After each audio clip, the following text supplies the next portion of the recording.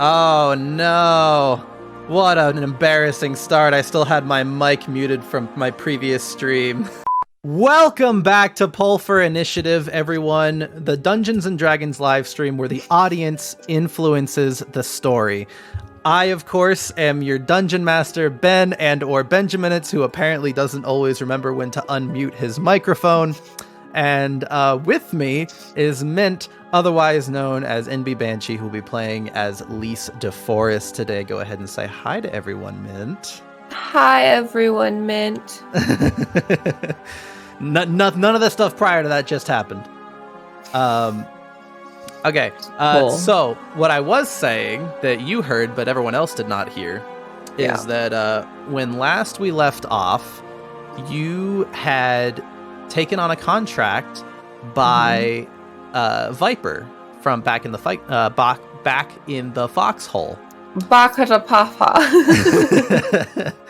And Viper asked you to take out one of Lockjaw's right-hand mate's second in command, Scurvy Sammy. And you took a path that I was not fully expecting you to take, which was you befriended Scurvy Sammy. She's a part of my found family now. What of it? Fight me about it. And we should just pick up right back where we left off. You guys left off. She gave you her lucky doubloon and said, if you're going to be trying to take him down, you're going to need this. And you guys are now currently camping. And you guys are about to be back on your way into camp. It's about 2 or 3 days, depending, to get back to the foxhole. So, do you guys want to talk about anything, or do you just want to go right to sleep and head up the next day? Yeah, I don't know. Probably just head back. I don't know that I have a lot else to say to her. We gave her a makeover, right? So I made her take a bath and I cut her hair. So you guys cut her hair, you bathed her, you gave her some new clothes. I remember you actually gave her some grammar lessons and tried to get her to speak more fluently. I was trying, but I don't think that worked out super well. She still so if you were to talk to her now, she's improved a little bit. She doesn't sound quite as guttural. She sounds a little bit like this now. Okay, a little bit. Well, she kind of sounds like a drunk old man, but that's fine, I guess. At least I can understand her. So you've improved her speaking. Did you say you did something about her teeth, or? Oh, yeah. Oh, that was just a joke that I... minor allusion to some teeth into her mouth. You can do that, but you'll have to keep doing it every minute. Yeah, no. It was a funny It's not a concentration spell. It was a funny haha for the last time, but... Okay.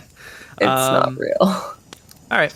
I think if you guys are just heading straight there as quickly as you can, you do notice that on this whole trip, she doesn't seem to really talk much.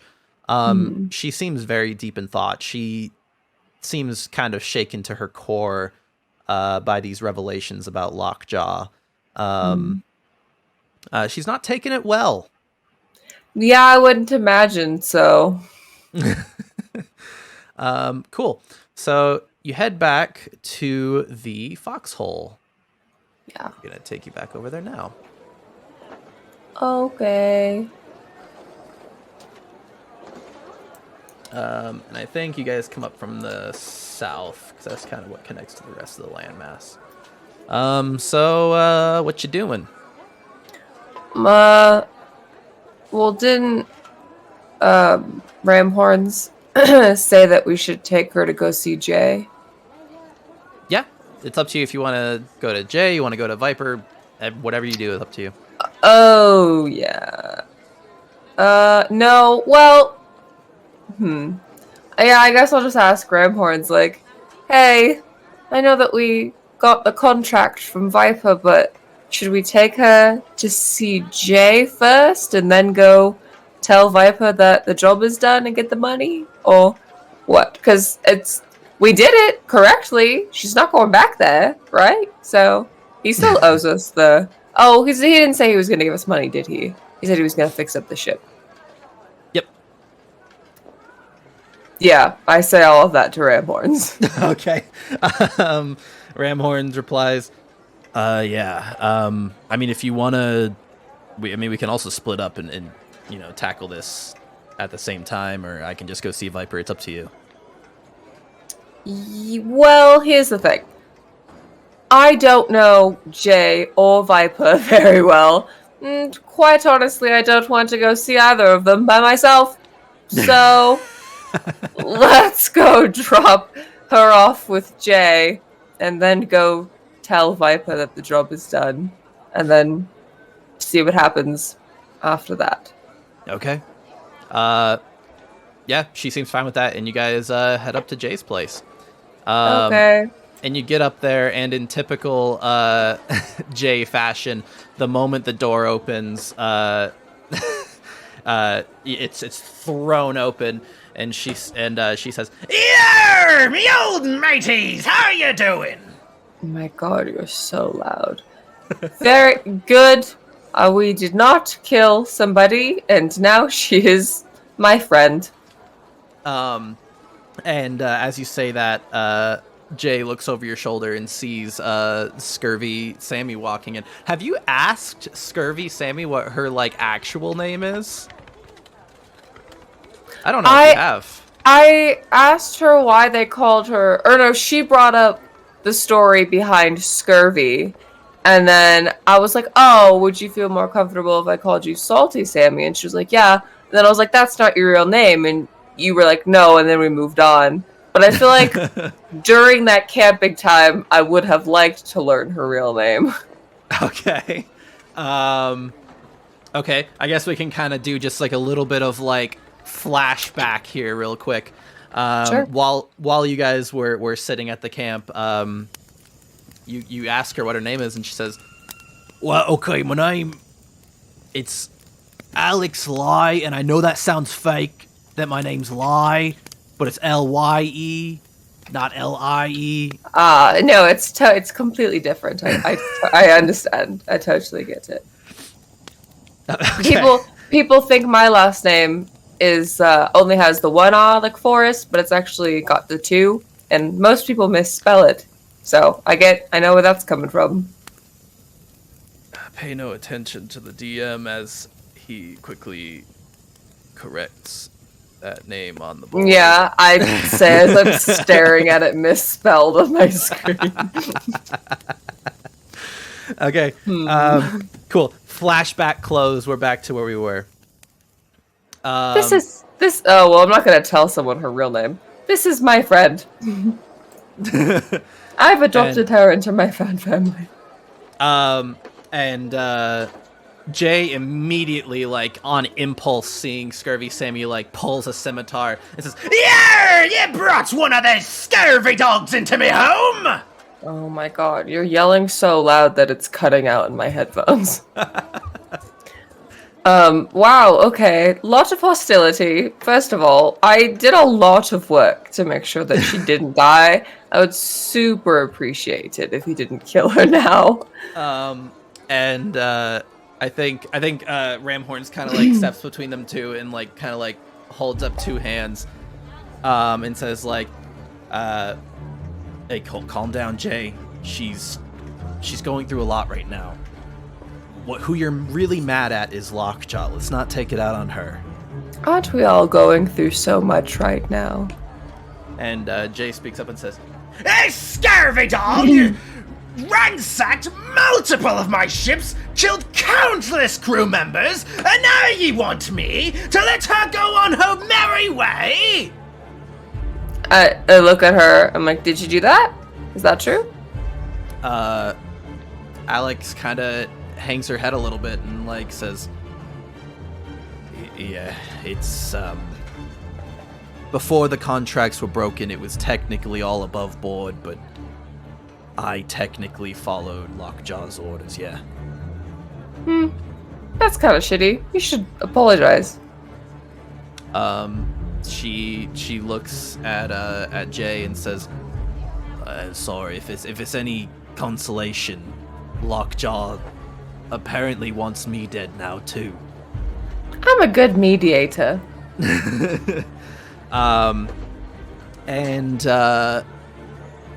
Ramhorns is still standing between them, and Jay is like right up against Ramhorns' like hand, like chest pressed, and like she's ready to fight.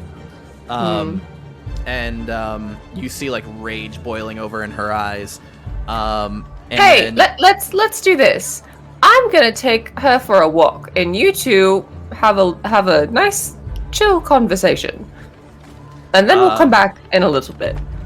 Jay raises her scimitar, and like she's getting like very like heated in the face, and then suddenly swings the scimitar, and it like lands in a post of the house with a loud crack and gets stuck in the house.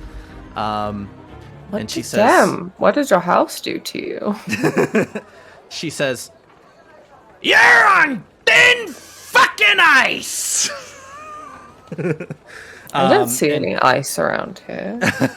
she It's a weird thing to say. She like puts her fingers to her eyes and like points back at Alex and says, I'll be watching you. You make one mistake, you slip up once, you'll be answering to me and Viper's boys, you understand? I'm not good with confrontation. Let's go for a walk.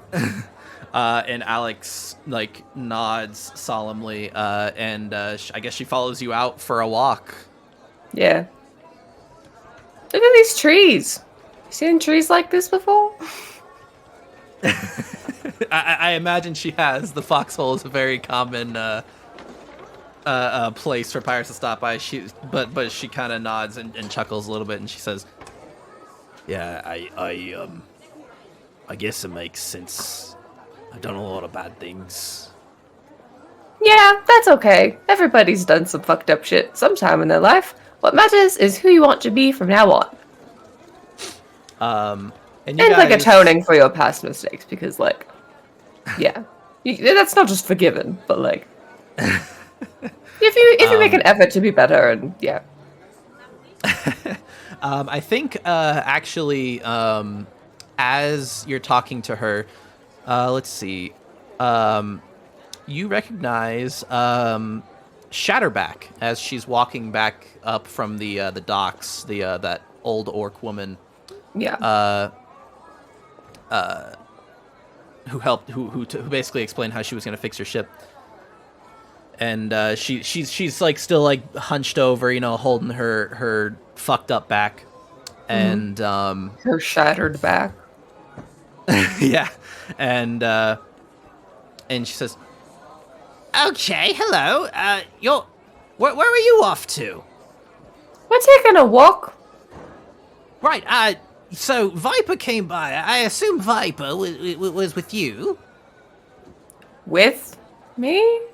He came by and handed me a lot of gold a few days ago and said to fix your ship. Oh, yes. We did a job for him. He's fixing the ship. It's all good. she says, Well, the repairs are going nicely, dear, and the ship will be ready for sailing possibly as early as tomorrow. Oh shit, that's and while good she's- news.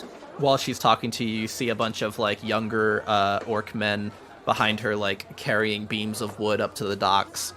And she says, My sons have been working on it day and night. It was a lot of money he paid us. Those are all your sons?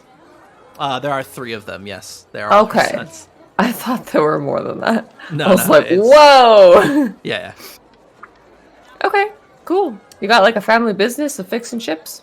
Yes, this is Rod, Lod, and Todd. Of course. Yes, that seems completely correct.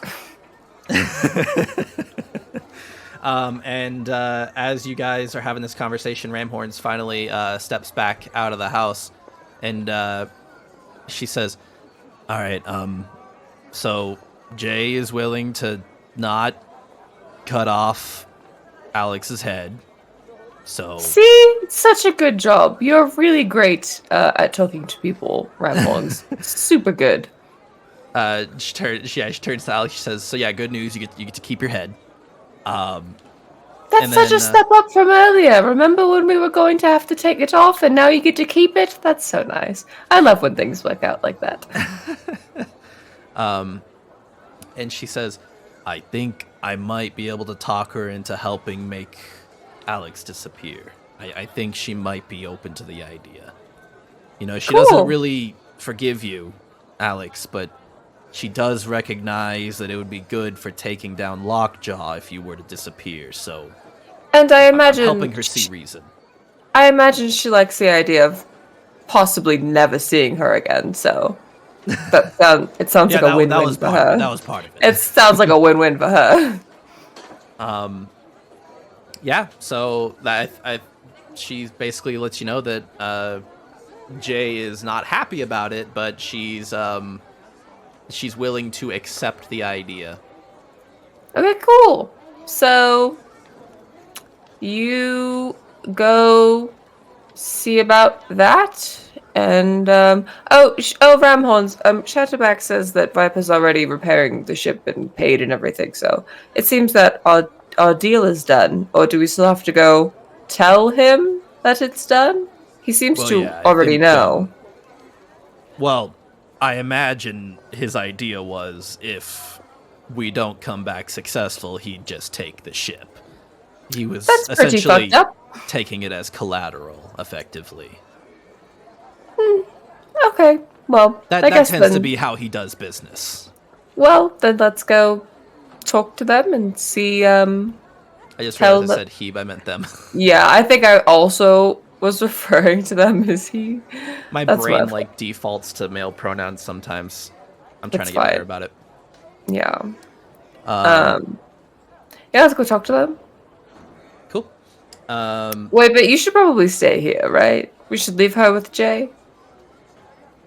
Well, I mean, it would go a long way to convincing them that the job's done.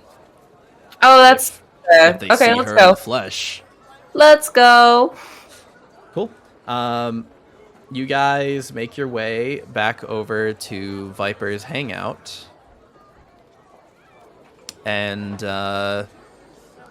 you Is that pull up- pirate there that stopped me the first time we walked in here? Yeah, sure. He's sitting in front of the campfire, sharpening a scimitar. I have my arm linked with Sammy and I flip him off. And he's just like, "Oh, what the hell, man? What did I do to?" Oh, Yeah, fuck you. you go ahead and roll an intimidation check. I'm so good at intimidation. Yeah. Let's see. That's 21, bitch. He sees you walking with ram horns. He sees you linked arms with Scurvy Sammy, and he pees his pants a little bit. Yeah. Eat shit. How's that? Cool. So ram horns kind of taps on the tent, and you see Viper emerge, and they say, "Ah, yes, ram horns, and your friend Phoenix, was it?" Yep. That's my name. And they Hello. look over your shoulders and they say, "Interesting. You brought her with you." She's a part of my found family now. I found family. Mm-hmm. Are you marrying her? Have you never heard of a found family? Where do you find families? Oh, no. No. Oh my god. I take the next 10 minutes and explain what a found family is to this lizard. You explain in great detail. And they say, "And so it's better than a normal family." Well, in some cases, yes. If you have a particularly shitty family, you just find a new one that's better. But where do you find families? Just all over the place. I found this one on a boat. You just find them? Yep. You got to look really hard. Sometimes, but sometimes found a family in my life, not one that wasn't already spoken for. Sometimes they find you, like Ramhorns. They are clearly quite confused by the idea of having a family that is not a family, It is a family. It's just not or not a biological traditional. Fucking lizard. Anyway, your job is done. family. Fucking lizard. Okay. Yeah, they say, interesting. I suppose the deal is honored. She will not be showing up to Lockjaw's compound, I assume. Nope. And Sammy kind of shakes her head no. And they say, interesting. I suppose this was not out of the question. And they say, Yeah. very well. The ship should nearly be done. It is yours. The contract is closed. Yeah, it was ours to begin with, but yeah, thanks for fixing it. Bye. And they say, yes, now I'm going to go find a family and make them mine. No, that's not. Hold on. I take another 5 minutes to explain more in detail about how it's not okay to find families. No, Viper doesn't hear it. Viper kind of closed the tent and says, no, I will not listen to another word. I'm going to find the finest family. I think I've just accidentally created a supervillain. I've got to stop just talking to people about things. It seems to only go terribly for me. Can I visit that sad man at the trading post to see if his life has gotten better? Oh, Goldtooth? Yeah. Actually, you make your way over there, and there's like a little sign posted up at the like little entrance area, and it just says we're closed for the day. Good. He's taking some time off for himself. He's self-care day. That's good for him. Make a perception check. I don't know if I want to. I kind of want to live in blissful ignorance. You said perception. 14. You hear some like gentle sobbing inside the trading post. That's good. Men don't cry enough. I think this is good for him. You just hear, I'm sorry, Dad. I'm sorry. That's good. He's working some things out. This is a good thing. I can only see this as a positive change. Okay. Yeah. Well, what now? Ship's almost done. Shatterback told you it should be done the next day. Okay. What do you want to do until tomorrow? Do you guys want to have a slumber party? I kind of had slumber parties in the woods already. I don't know if that's... I don't want to have a regular party. Is there anything else that needs to be done? Ramhorn speaks up and says, I don't know about you, but after all that, I need a drink. Okay. She like has a flashback to the horrible drink on the ship that first time. She's like, I will accompany you, but I do not think I will have a drink. Okay. Cool, yeah. So you guys make your way into the Baskin Flask, and is that big Goliath man at the bar? Yep. I just give him like a thumbs up and I smile really big at him. There's a lot of people in here, by the way. Let me actually... I get his attention and I give him a thumbs up. He kind of nods over to you and says, That's my other friend. I don't know his name, but he's very nice. I say to Sammy. Cassandra Ramhorn speaks up and says, oh, that's Timmy Two Toes. Does he only have 2 toes? On 1 foot, yeah. Was he born like that, or was there an Oh, no. accident? Oh no! Is it a sad story? Oh, it's horribly gruesome. Oh, I don't want to hear it. That's so upsetting. I shall just call him Timmy, for posterity's sake. So Ramhorns reaches into her pocket and she pulls out the remaining 50 gold she had from the hall, and she says, Hey, this'll be enough to buy us a few rounds. You want anything? Hey, Phoenix? What happened? I'm sorry. I was just thinking of special names. Not special. I was just thinking of secret names we could call Alex now that she can no longer be salty or scurvy Sammy. What did you say? she says again, she says, she drops a pouch of 50 gold coins on the table, the rest of the money that she had from yesterday. Or not yesterday, a few days ago, actually, at this point. Yeah. And she says, I'm buying. You want anything? Oh, do they have anything that tastes good and will not hurt me? Water, perhaps? She says, you wanna come up to the stand with me? Sure. See what Timmy has on tap? Can we hold hands on the way up?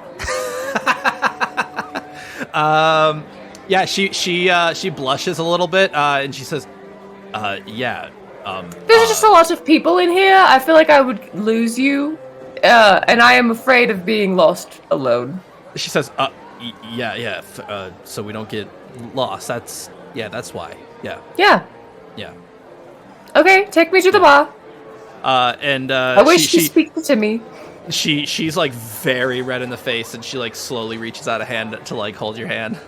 Yeah, I take her hand. I'm like, let's go. Take me to the bar.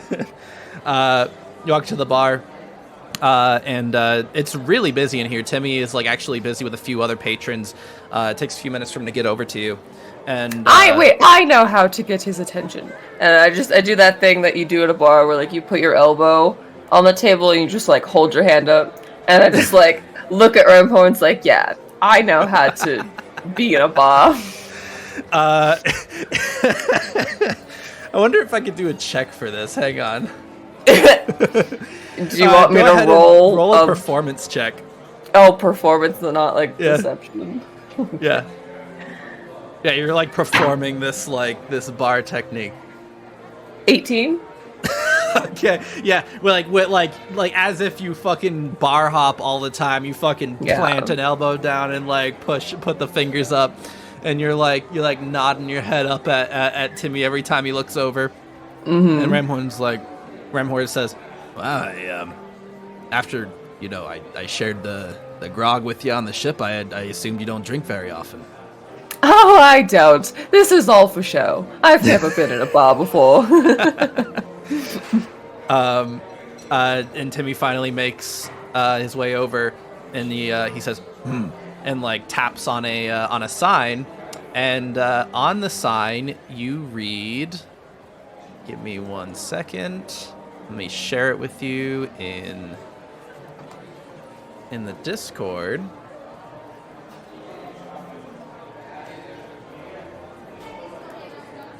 Right now, and you see this menu show up. Oh God. Actually, let me pull just that tab out. And yeah, well, he taps that sign and says, Well, that's not fair. I have to get the special drink. Like, that's not even. Well, first of all, I'm like, what? Have you had his special drink before? Ramhorns looks at the menu where you're indicating, and she says, "Oh yeah, shit, Timmy's special drink. You gotta have it before you leave." Can I perhaps get it in like a little... Well, we're not doing anything else today, right? This is pretty much this, and then... It's a party!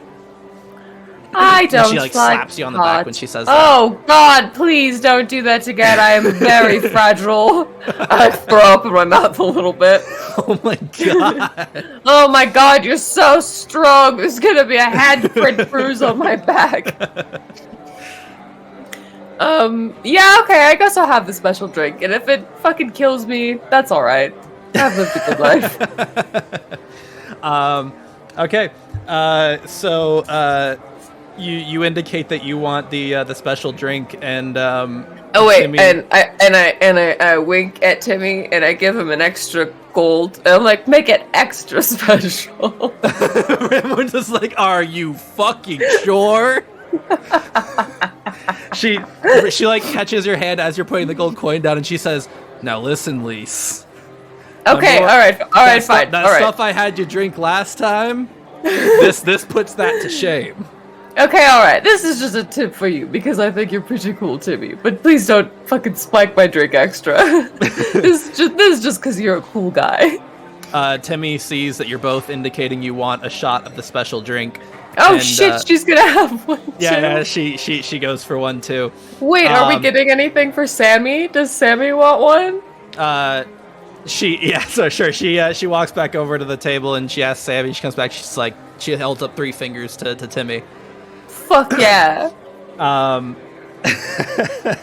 Okay, so yeah, you make he kind of like sees that you're indicating that you want Timmy's special drink, and he just goes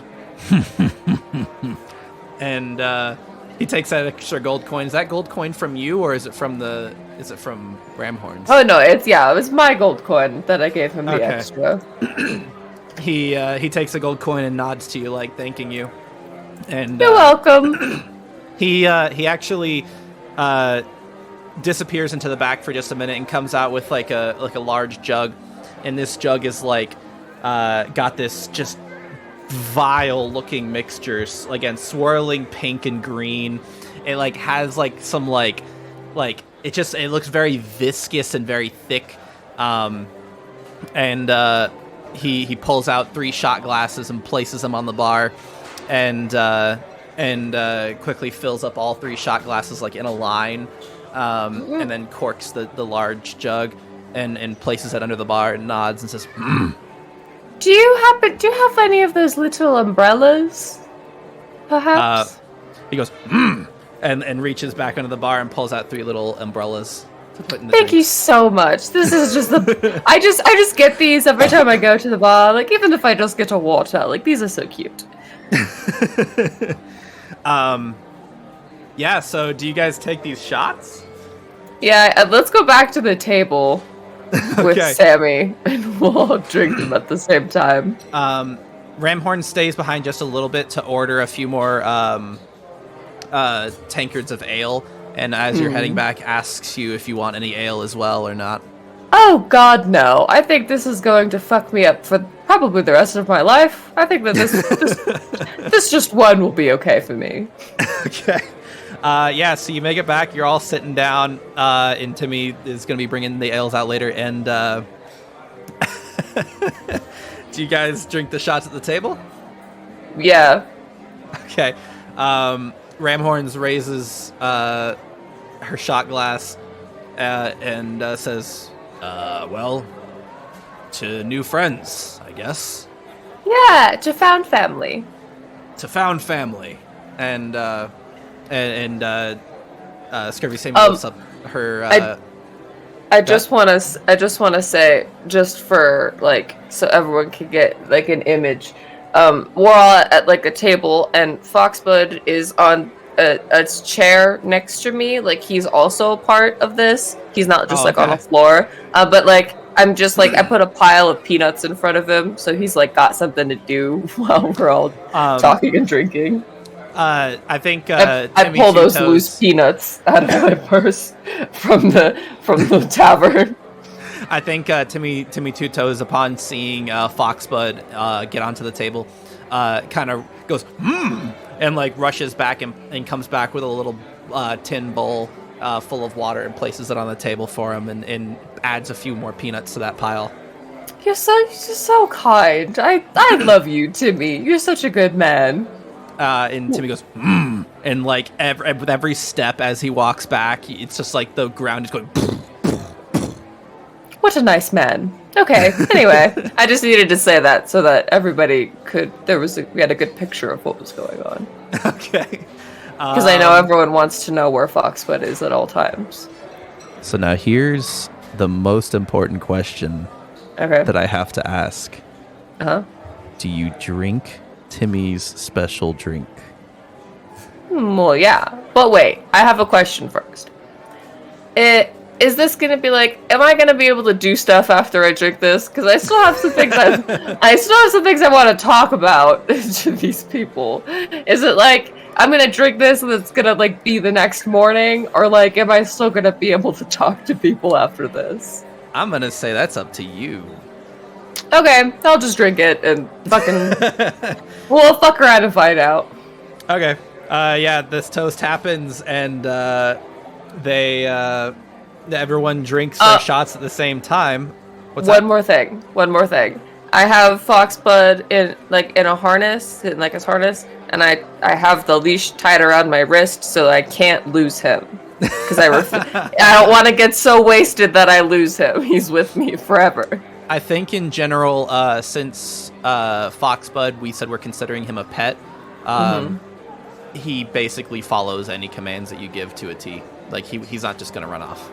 Okay. Well, I didn't want anyone to steal him while I was drunk. Oh, okay.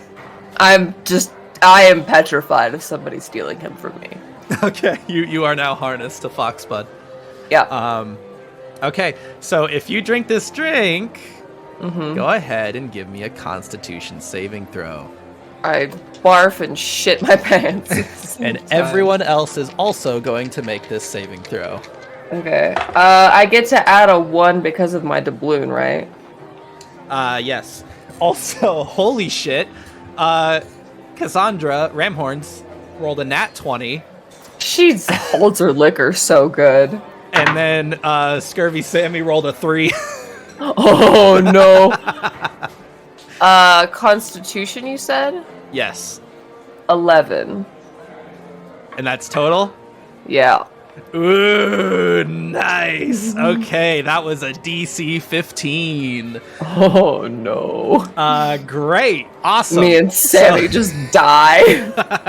We spontaneously combust. So Ramhorns tosses it back and beats her chest and goes, "Oh, it goes down like a son of a bitch." And you and Sam, actually, I think Sammy, since she rolled so poorly, she's like, she like throws it back, but like chokes, like she like breathes in at the wrong time and chokes. No. and it's just burning the whole way down for her. Oh god. And so the effects that you have with a failed DC 15 Constitution saving throw, you gain 5 temporary hit points. Oh? But now you have disadvantage on all wisdom and dexterity saving throws and disadvantage on intelligence and wisdom ability checks. You are instantly drunk. That's cool with me. And so like moments after you've ingested this drink, your vision is already starting to get blurry and the world is starting to turn a little bit. And you feel more confident than you've ever felt in your life. I kiss Ramhorns.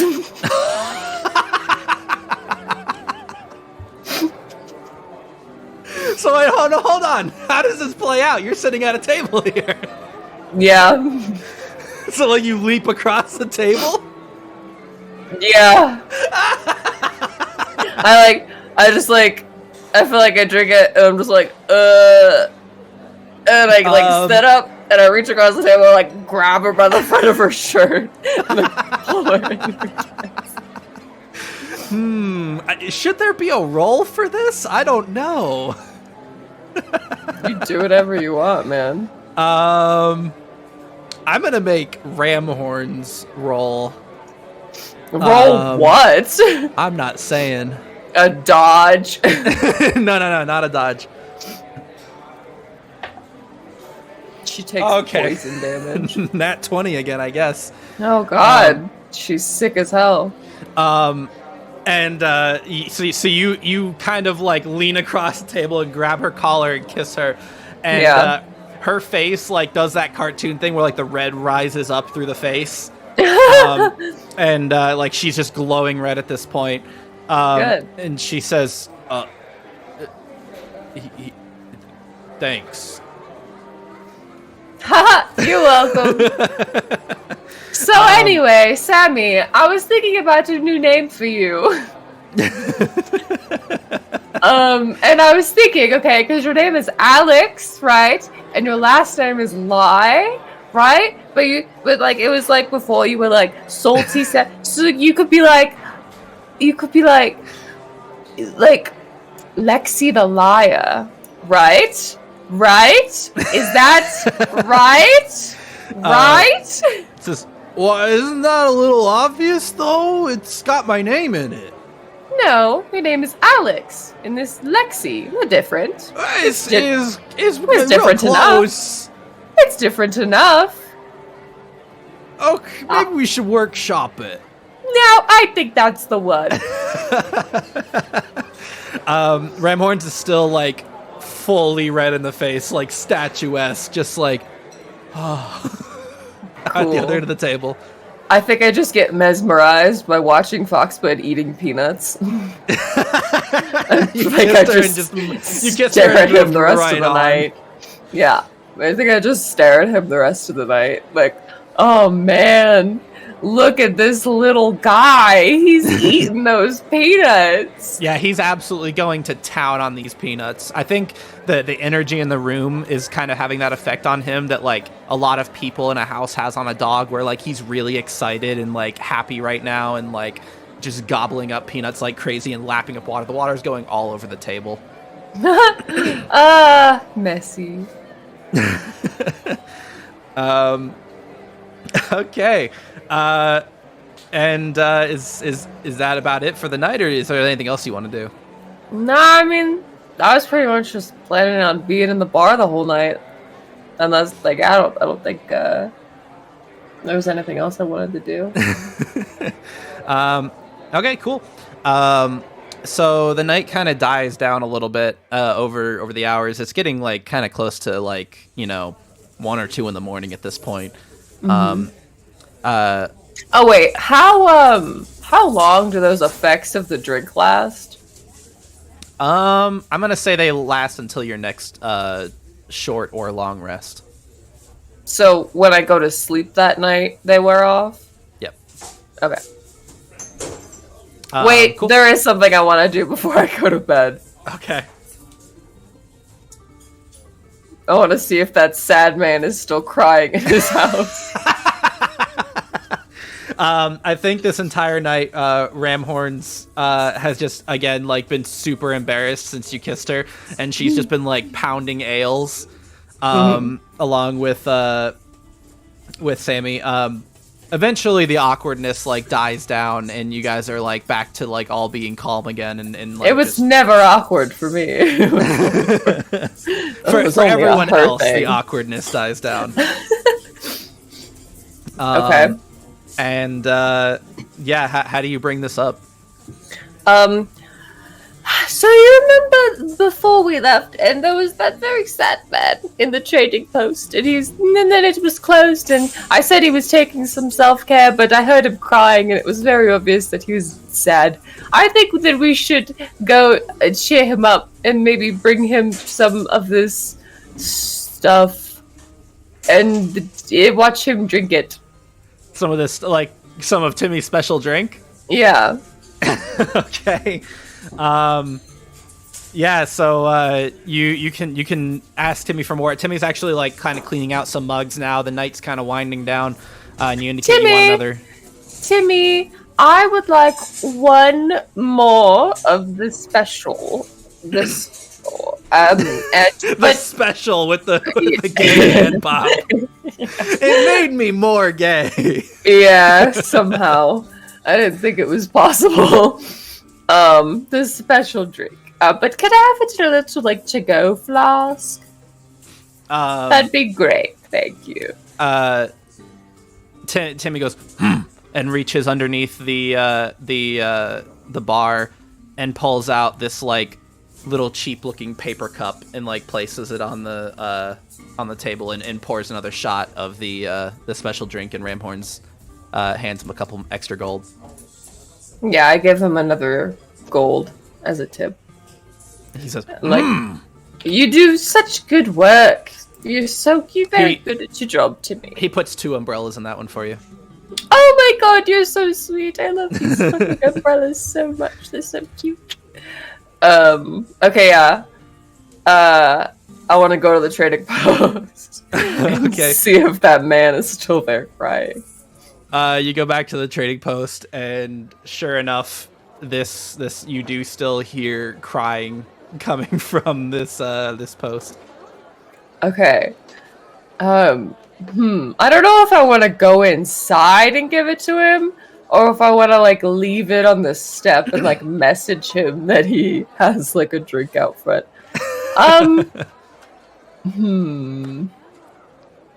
Is like the door locked? There's not really a door. There's like a bar that's kind of clumsily placed across. Because this whole thing is kind of open. It's just really the only walls that exist are crates that are piled up like around the edges of the trading post. Otherwise, this is just like an open shack. Okay, I just walk right under the bar. Fuck that. She didn't even register that it was there. And she was like, "Hello, sad man. I bring you a gift." Present him with the cup. He's just wailing like in the corner, just like knees on his or elbows on his knees and like face in his arms, and he says, "I disappointed my dad." I think your dad would want you to drink this and feel better. My dad literally came back from the dead and whispered in my ear that he was disappointed. I don't think he said that. I think he said that you could be doing better. It's worse than saying he's disappointed. A minor illusion is dad's voice and tell him to drink the fucking drink. Make a deception check. Deception?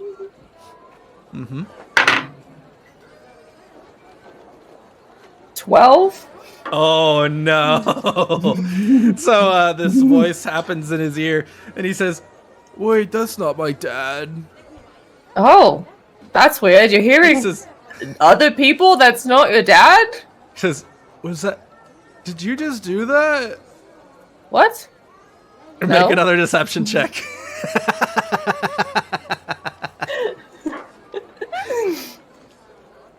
Oh, wait. Hold on. Lux just brought up a really good point here. What? Intelligence and wisdom ability checks. What is Hang deception? on. Oh, no. Deception's charisma. Never mind. No. Yeah. Lux, she does not have a disadvantage. I'm super good at charisma all the time. A drink would not change that. A drink would make me more charismatic. Here, let me copy paste the disadvantages that Lise has into chat. Okay. What was your second deception check? I had you roll a second one for me. I don't remember what it was. Okay, roll again. Oh, boy. I'm sorry. You interrupted me while I was rolling it, and I picked it up, and now it's gone. Another deception? 18. Okay, so he's not convinced it was his dad. He knows someone did that, but he's convinced it wasn't you. Yeah, I think you're just hearing voices, dude. I think you should drink this to feel better. He says, Someone clearly's been pranking me. First my place appeared differently, and then my dad's voice appeared, but apparently it wasn't my dad. I think that you need really mean to me. I think you need to go to therapy. Oh, my God, this sounds like a lot. I am not a professional. But here, I heard you crying like a sad little man, and I brought you this drink to make you feel better. You called me a sad little man to make me feel better? Well, no, I brought you this drink to make you feel better. He takes a drink and he says, "Is this Timmy's drink?" Yes, sir. And look, 2 umbrellas, extra special. This makes me vomit every time I drink it. Well, that's okay. Sometimes we need to vomit. You want It's me like- to vomit? Well, it's like sometimes you need a good cry, right? Sometimes you need to vomit. Says, so your solution for my life is you think I need to vomit? Yes. Okay. Oh, Can I okay, do a go ahead. persuasion check? Make a persuasion check. Look, I bought this for you. You're going to. That's kind of rude if you're not going to drink it. Persuasion. Is persuasion also charisma? Yes, it is. Yeah. That is a 19. Okay. He says, I guess that makes sense. Purge the system, right? Yeah, exactly. He takes the drink and throws it back. Oh my god. And hold on, let me see if he has. Do I have any like stats for this guy? Could I help him? Could you help him? +0. No, I think he's a fucked. lost cause. He takes the drink and he throws it back and he says, "Oh, it tastes awful." And then like seconds after saying that, just projectile vomits all over his store.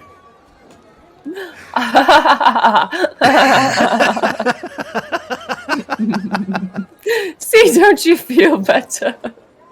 Says, "No, I feel a lot worse, and now my shop's ruined." Ah, shit.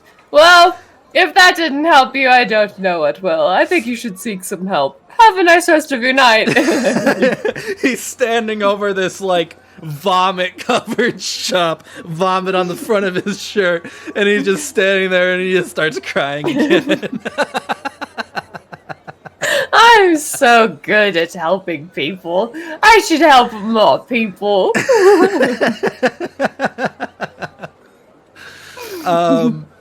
I should start a business of helping people. I'm so good at it.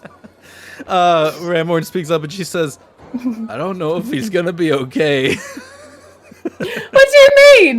He just threw up everywhere. That's awesome for him. He just purged his system. She says, "I think he had like food supplies back there. He can't use that now." Aw, well, he shouldn't have been back there. If he knew he was going to throw up, that's kind of on him. That's kind of on him. If he said that he was going to throw up and he did not move. She says, to "Yeah, throw up but you somewhere kind of talked him into it." Listen, this feels like an inquisition. I was trying to do something very nice for that man because he was sad. Are you suggesting that I should stop helping people? Foxbud seems to agree with you and is like wiggling his butt happily at what just happened. Yeah, Foxbud agrees with me. How can you say no to him? How can you disagree with him? Look at his butt. All right, cool. You've successfully terrorized this man further. I don't think I'm ever going to be allowed back at this trading post. God, this is the beauty of Dungeons and Dragons. I had no expectations that we were ever going to dive into this man, but he has instantly become, like Ray just said in chat, the cabbage man in chat. Or Lux just said. Listen, he needed my help. I'm an excellent helper. Okay, I think I need to go pass out now.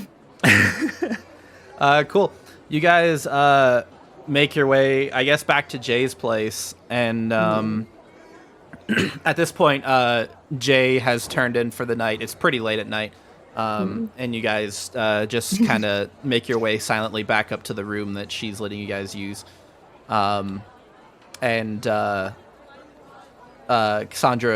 Ramhorns pulls out some extra clothes and stuff and kind of makes like a makeshift cot in the other corner, and indicates that Scurvy Sammy can use it, or Alex Lie. Have you guys decided that's the name now? Her name is Lexi Liar. Lexi Liar. Okay, I'll make a note. Of that. Or Lexi the Liar, whichever one she likes better. Okay. And you turn in for the night. This is gonna count as a. If somebody asks her name, it's not Alex, it's Alexis, because that's also slightly different, right? So Okay. there you go. And I think we're going to have our first poll of the night. Oh, okay. Uh-oh. Am I gonna get consequences for bullying this sad man? I don't know why it's not there we go. Hang on 1 second, let me type out this question.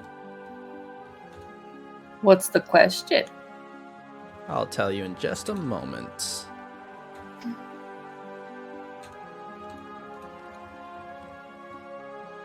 I'm trying to think about how to word it.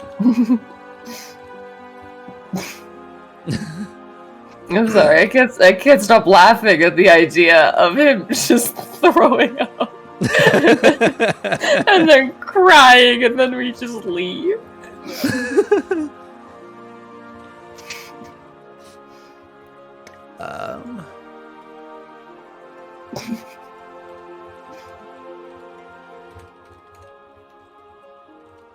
So, we're going to have our first poll, and this poll will be whether or not Alex Lie is going to ask Lise and Cass if she can join them on the Siren Song, or if she's going to disappear in the middle of the night. So, ones and or twos in chat to vote for one of these two options.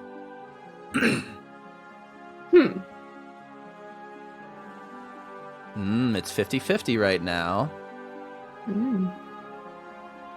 It would be kind of fucked up if I told everyone she was part of my found family and then she just disappeared the next night. I'd be really sad. I feel like Lise would just be like, no one wants to be a part of my found family. Redeemed hydrate. I need to hydrate really quick. Drink the water, bitch. Pee your pants. Go piss, girl. It's kind of looking like it's going to be the first option. If one more person votes for it, that'll be locked in. We'll see. Or everyone else could vote for her to leave, and it'd be up to a dice roll. Why am I always the odd one out? Just want to see what happens if she disappears in the night. Yeah. It's looking like no one else is voting. I'm going to close it out in just a second. I'm only leaving it open because it's still technically possible for it to be the other option.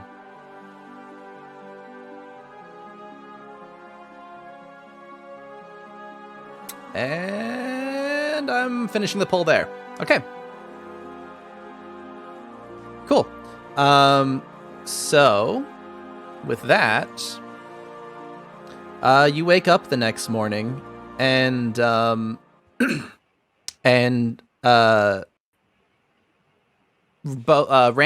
and Cass are both not in their beds.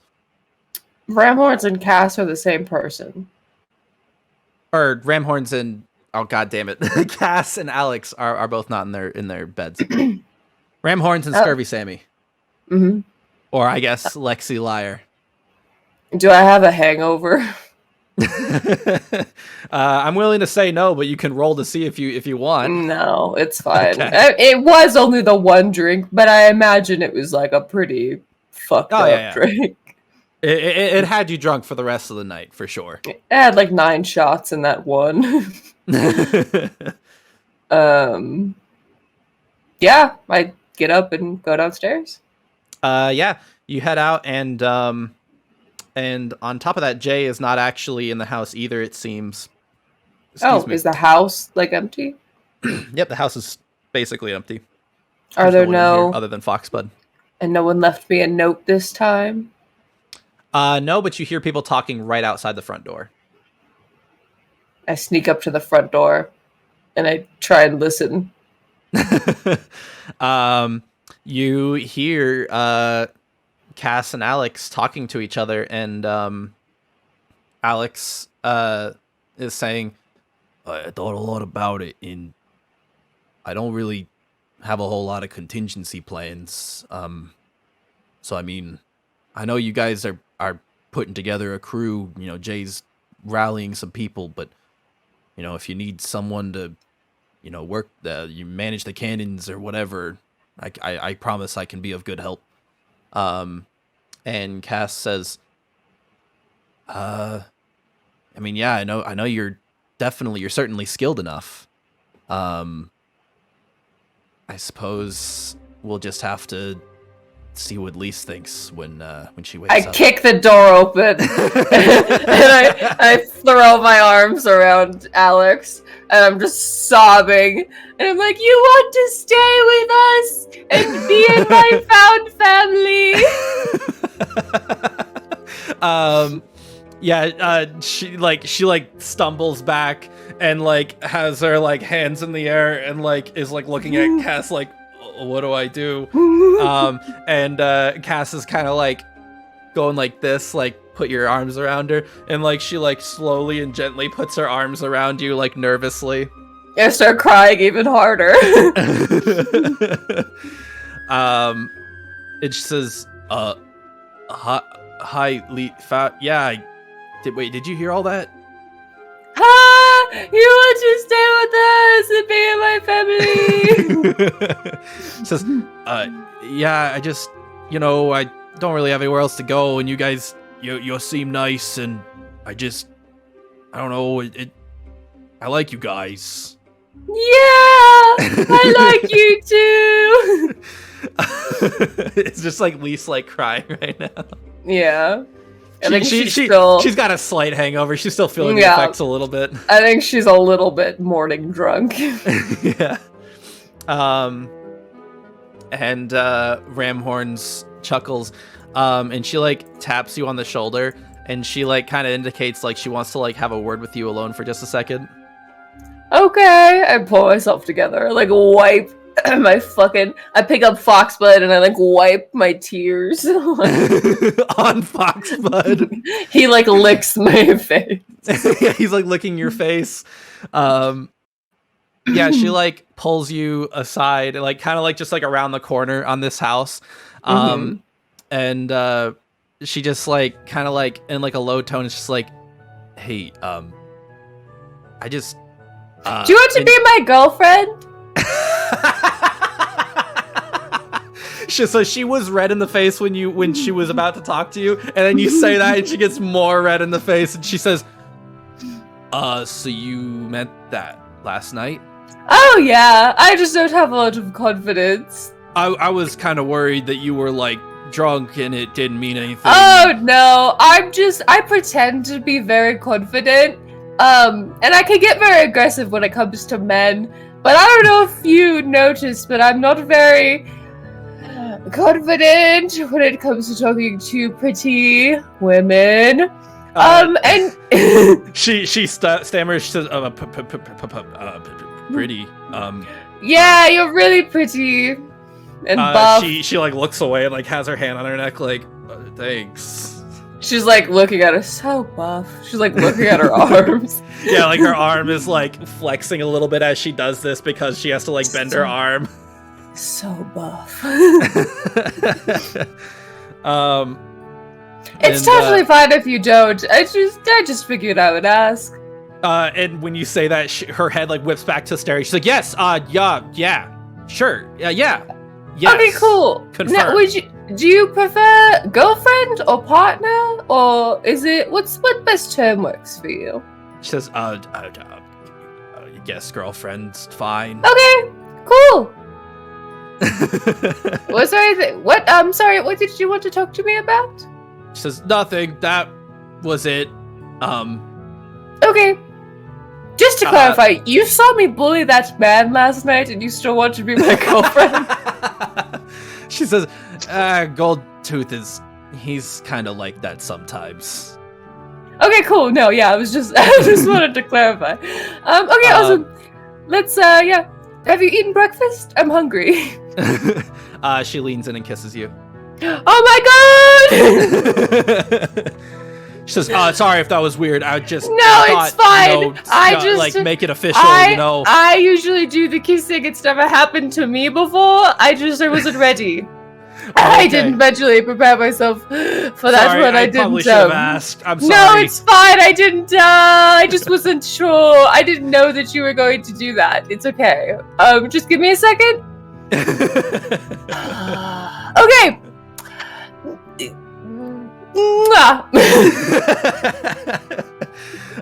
Cool. You guys exchange kisses. So wait, did you say you were gonna go get breakfast, or? Yeah. Okay. She says, she's like stammering like really hard right now. She says, Jay actually had made some food on the counter. If you, I don't know, there's definitely some left if you want it. Okay. I go and I just get a big plate of food. You head back over there. Start eating I it. said before that the meal that was cooked was like subpar. This one's like really subpar. Jay, never mind. Cooking is not Jay's forte. The salmon's Just very kidding. clearly overdone. The hash browns are a little burnt. I give some salmon to Foxbud to see if he'll eat it. Oh, Foxbud eats it up happily. Okay, if it's fine, if Foxbud will eat it, then I'll eat it. It's fine. Okay. Yes, you have. I walk past Alex. I take Ranhorns' hand as I walk back to Alex in the front of the house. I go, we're girlfriends now. And then I grab Alex's hand and I take them both into the house to eat breakfast. And she says, congratulations. Thanks. Cool.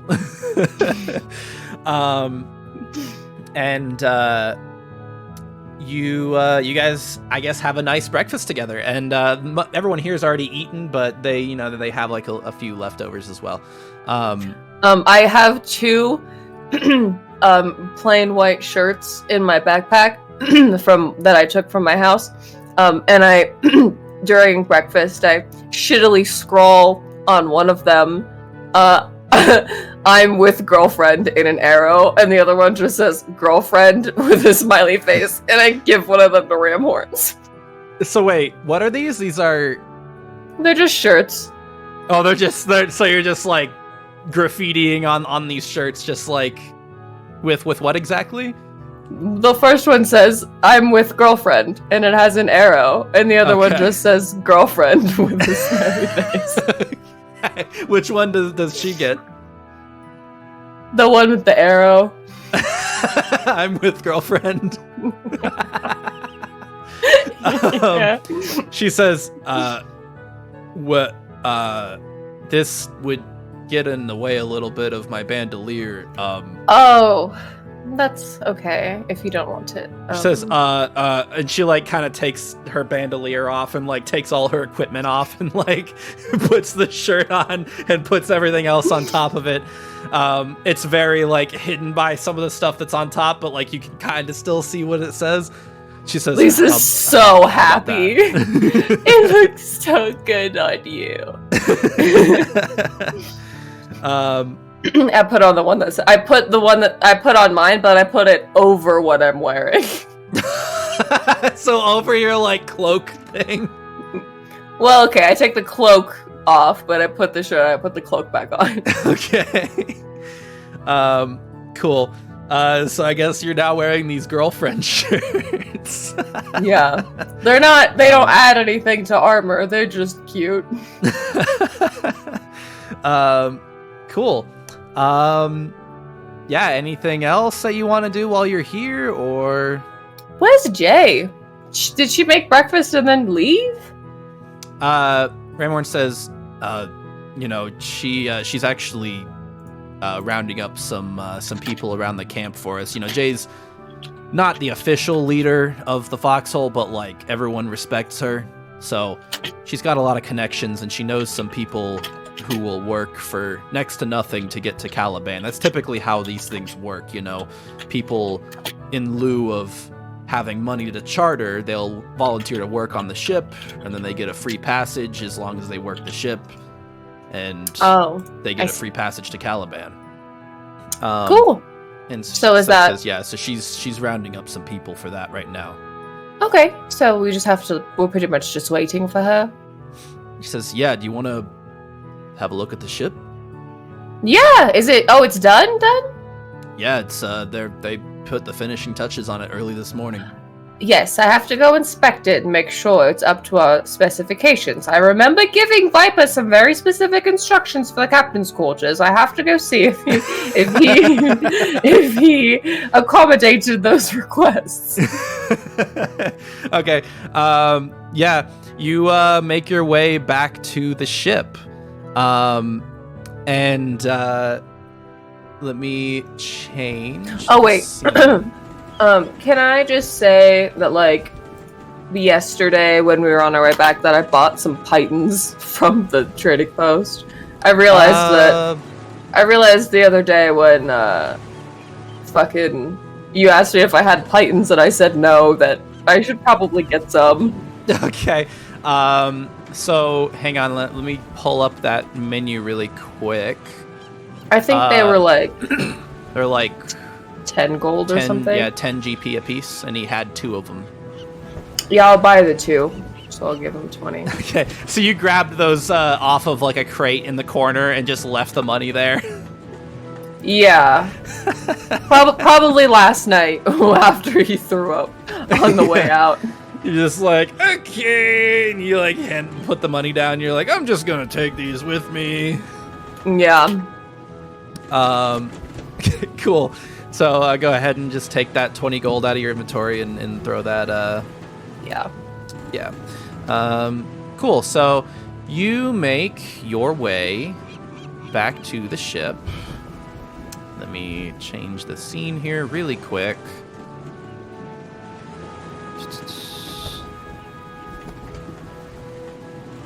Boop. And boop. There we go. And the 4 of you make your way onto the ship, and it looks better than it did when you first boarded it back in Tielenrune. The sails are brand new, pristine white cloth. The ropes all look brand new and sturdy. The they replaced not just the parts that were destroyed, they replaced all the planks leading up to it. So you can still kind of see where it was damaged, but it's like they kind of buffed it out a little bit and tried to hide the damage a little bit. Mm-hmm. Yeah, if you go into the captain's quarters below deck, there's a it's not a huge room, because it's not a huge ship, but like one half of the room has like a desk where like all the maps and everything are, and like, you know, captain-y stuff, and then like on the other side of the room there's just like a mattress like crammed into the corner. The mattress is clearly too big for the corner, but it's like jammed in there and bent a little bit up on the sides. Is it at least decorated nicely? Does it have it's got nice sheets and everything. It's just it's clearly a little too big for this room. Is it like a canopy bed? It has one of those like things on the top of it. Again, it's not a very big room, but sure, there's a canopy, but it's clearly too long for this room, and it's kind of draped all over the floor, and it looks a little messy. Yeah, absolutely. She just walks in and like kind of like puts her hands on her hips and like looks around and is like, yes, perfect. Up to my standards. Very good. And Ramhorn speaks up and says, well, I'm glad, because I actually had something I wanted to talk to you about. Do you want us to sleep in the same bed? She gets red in the face, and she's like, I'm not trying to, no, nothing like that. And she says, what I was going to say is, you know, this wouldn't have happened, you know, without you. You know, you kind of, you kind of took the lead on that mission, and I certainly wouldn't have been able to do it on my own. And It's you're gonna be. It's so funny. It's just these things just keep happening to me. I feel like I am not in control of what happens to me, and things just keep happening to me, and I just go along with them. But yeah, no, totally. You're welcome. She says, and from what you told me, not last night, but a few nights ago, back in the Baskin Flask, you've got a lot of work you got to do, and you have a pretty big adventure ahead of you, and so I figured, at least for the time being, you want to, and she hands you the key to the captain's quarters and says, you want to captain the ship for a while? I'm the captain? What? I thought that you were going to be the captain? She And chuckles that a little I bit. would just be the cute girlfriend who stands. I don't know how to drive a ship. Do you know that?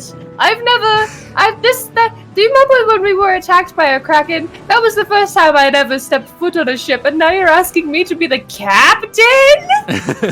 She says, I accept, absolutely. No, yeah, I'll be the captain, sure. She says, yeah, I mean, so I can handle a lot of that. That's kind of what a quartermaster's responsibilities are. When the captain's not doing those things, I'll handle them. Can we be co-captains? I don't feel comfortable being your superior. Says, we don't have to be put specific terms on it. Just, you can call the shots for the ship and I'll keep the crew in line. Okay. And she hands you the key. I put it on the necklace with the doubloon. Okay. Cool. So basically, what this means, game mechanics wise, is that Everyone you has now- to call me Captain Lease, yeah. Well, okay, I guess, but functionally, you decide where the ship goes now. Okay. And Ramhorns will basically handle a lot of the day-to-day stuff, managing the crew, keeping actually keeping the ship running and everything. Meanwhile, you call the shots and tell us where we're going. Can we give Foxbud a position? I feel that he needs some sort of role. Okay. Don't mind me just Googling ship roles.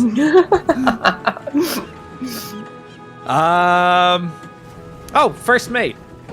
Yes, he's the first mate. Wait, what is Sammy? What is Lexi?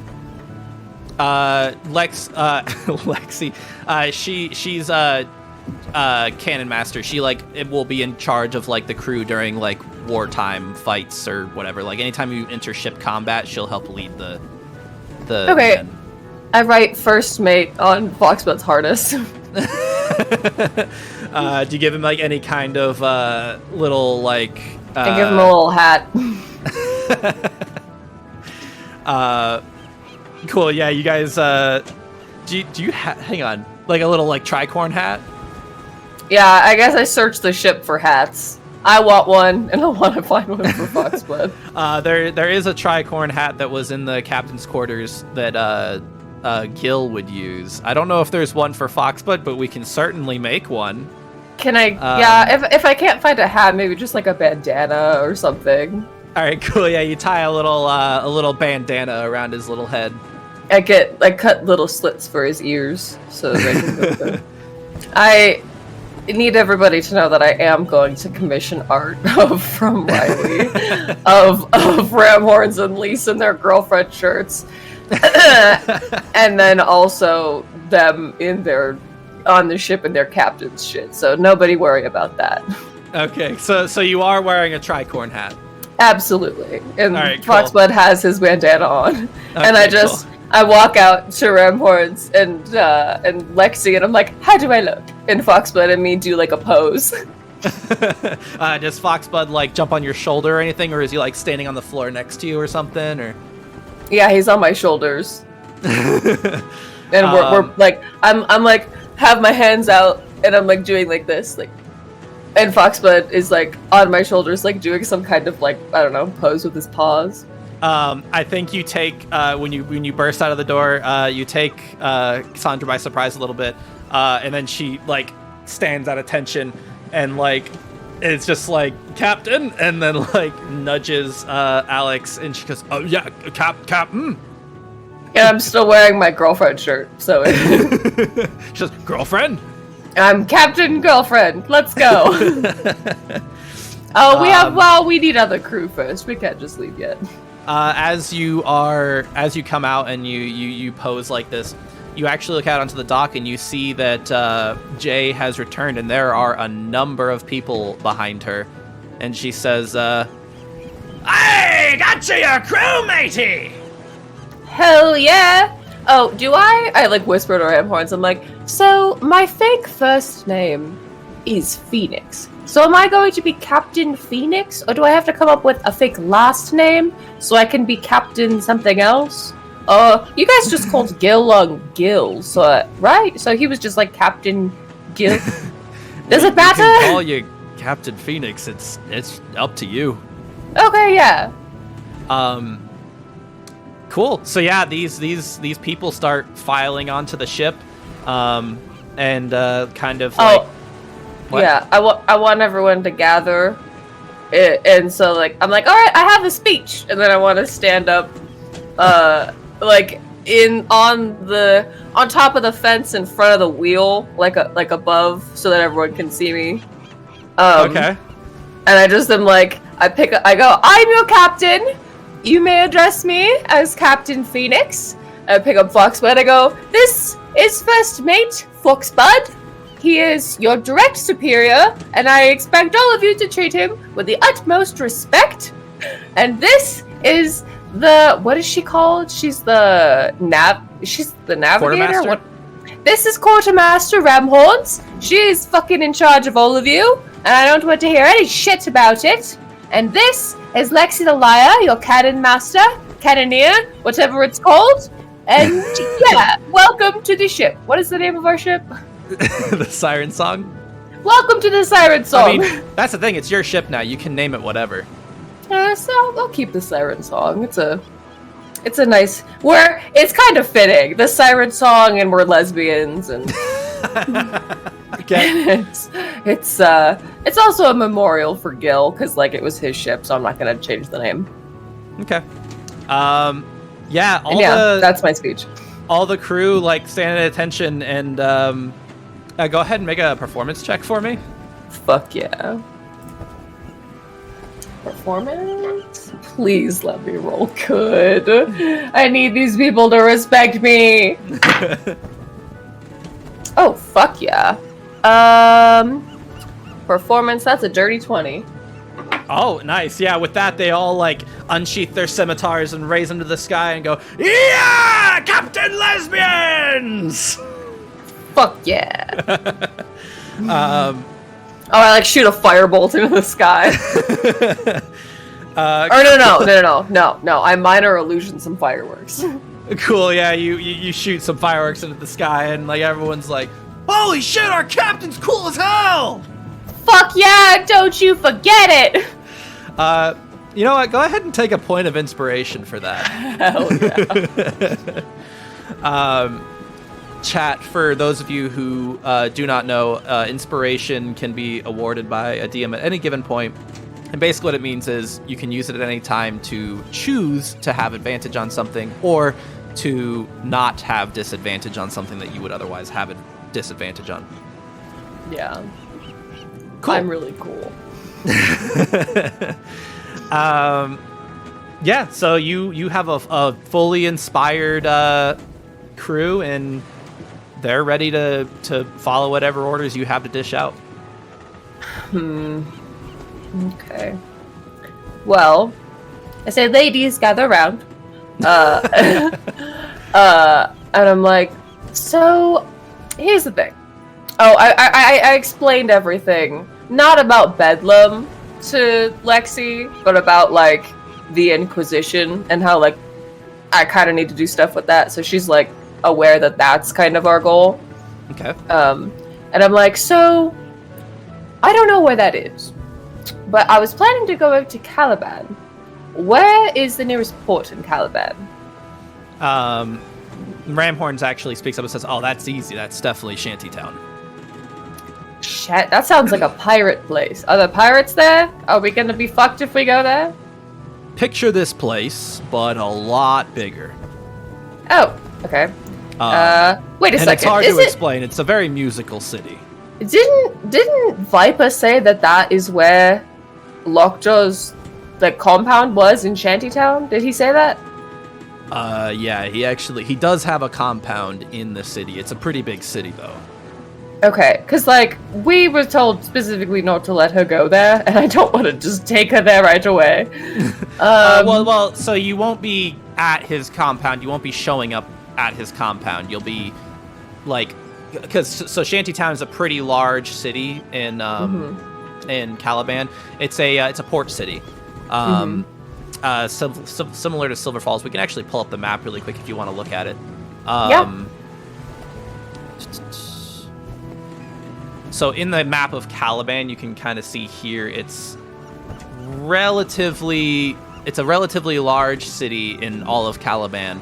And then within there, we can pull up the map of Shantytown.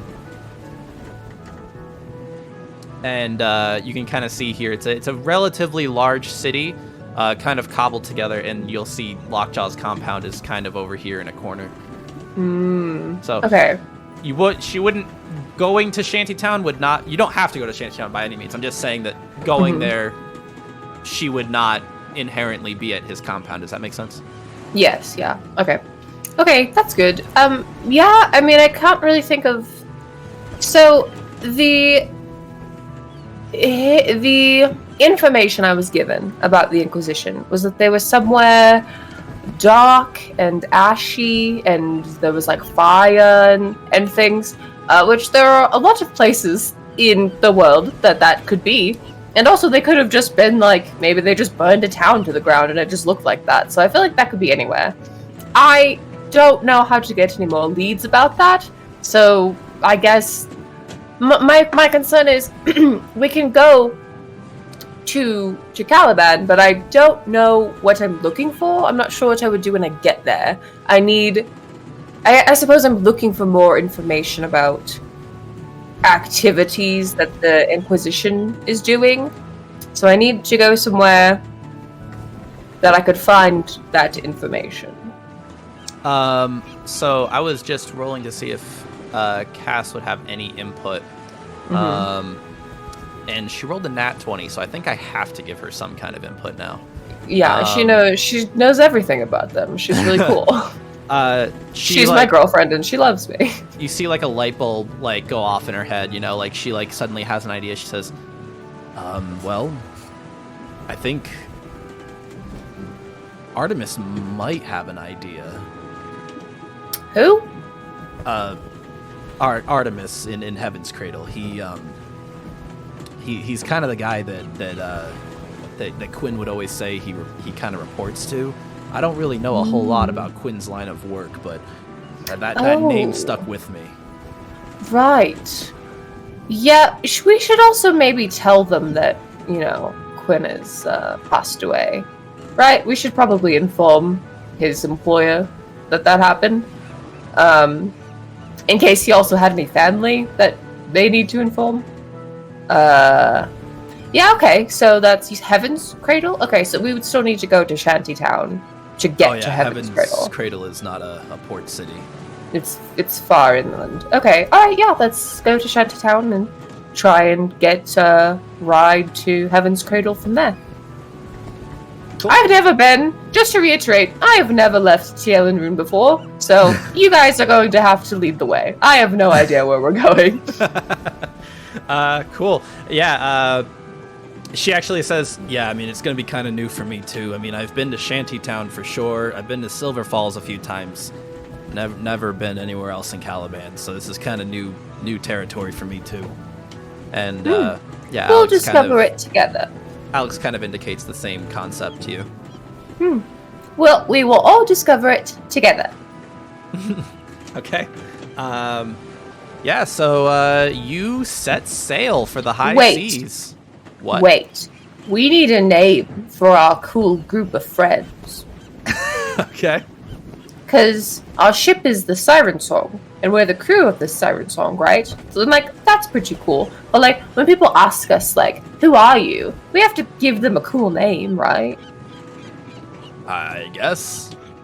We need to think of a name. It doesn't have to be right now. I just want you all to be thinking about it so that I can have some ideas.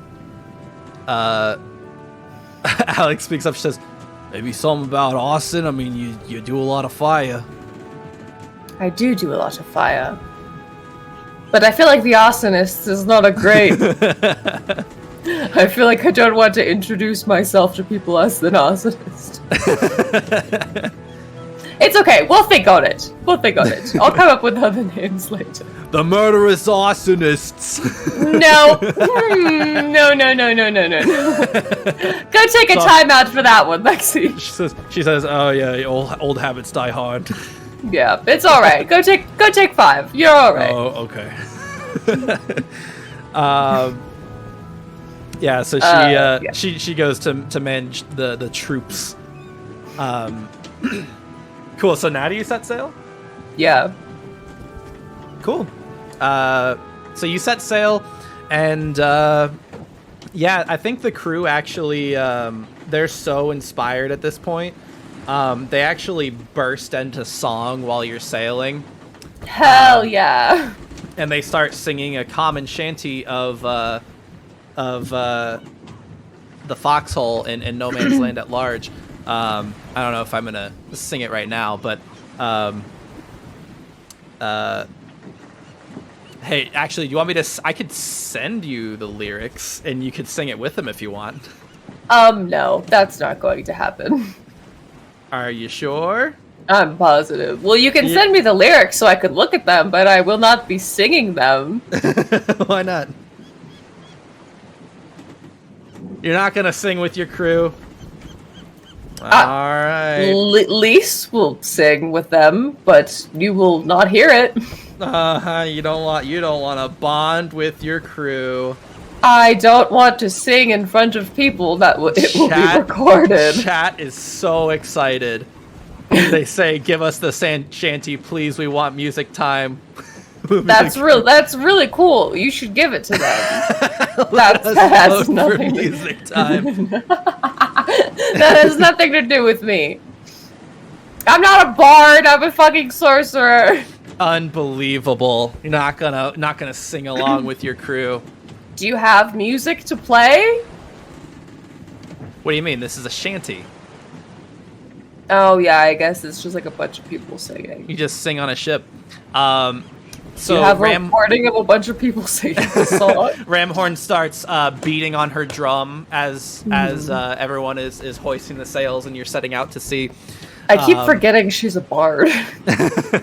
Yeah, she has her big drum on her at all times, and she starts beating it to a rhythm, and the crew starts rhythmically. Okay, here I'll do the first verse. How's that? Did you write it, or is this a song that you found? No, I wrote it. You wrote a sea shanty? This is in universe, yeah. Okay, then yeah, you have to sing it. Well, then you have to sing it with me. No, I don't. Well, how about this? I'll do the first verse, but if you want me to do the full thing, you gotta do it with me. Yeah, you could just do the first verse. That's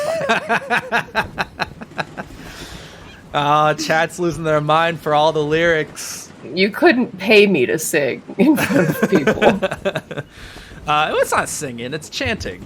Yeah, it's on thin ice. So the crew bursts into song and says, "Way hey, oh, lay no man's hand on no man's land. Oh, way hey, oh, yes, no man's hand on no man's land.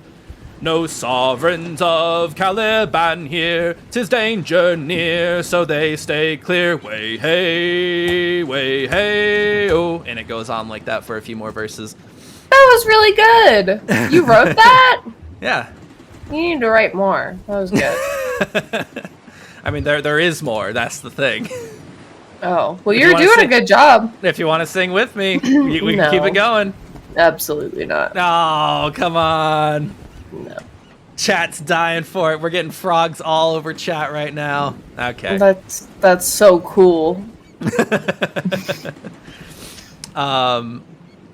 Give us all the words. All right, I'll post this to Twitter at some point. How's that, chat? Will that placate chat? You can post it in the Discord as well. Get an audio mixer and make it sound like 6 Bins singing at once. Okay, so yeah, your crew is in high spirits and singing this shanty as you make your way to Shantytown. Yeah, I mean, and also I feel like, again, Lisa's never been on a boat. Why would she know this sea shanty? You could pick up the chorus after a few times. Okay, so we make our way to Shantytown. And the very first thing you notice Wait, is... where do we come in? So you're pulling into the privateer's market down here. Okay. This is kind of just like, it has multiple different docks around, and there, like multiple trade ships docking at all times. And as you pull in, one of the very first things that you notice as you come in is an absolutely massive man-of-war class vessel. It's just gigantic. I'm talking well over 200 feet long. It's got sails that creep to the sky. It's all decked out in glamorous silvers all across the railings and everything. Beautiful mahogany planks all up and down the sails and everything. The sails are a bright, vibrant blue, and it's flying multiple large blue flags with a crest that you don't particularly recognize. But this ship is just towering over every other ship in the area. There are multiple other smaller brig class vessels around it. That are also flying a lot of blues and the same crest. But this one is by and large the absolute largest ship for miles. You've never seen a ship this big in your life. What colors are the Siren Song? And does it also have a crest? So the Siren Song is a privateer class vessel. Not a class vessel, privateer vessel. Basically meaning that you guys don't necessarily align with any particular military or any guild or anything like that. You're just a ship for hire. Yeah. And so you kind of just have the typical golden trade flag being flown on your ship. Am I able to buy things to make my ship look cool? Like how Sure. in Assassin's Creed you can buy upgrades for the ship and like the different ornaments on the front and the different flags and the steering wheel and stuff. I mean, yeah, I don't see why not, but keep in mind that'll probably all be very expensive. Yeah, that's fine. I just wanted to know I had the option to do that at some point. Yeah, if you have an idea of what you want, you can specify. Your ship, basically, currently, it's a pretty simple ship.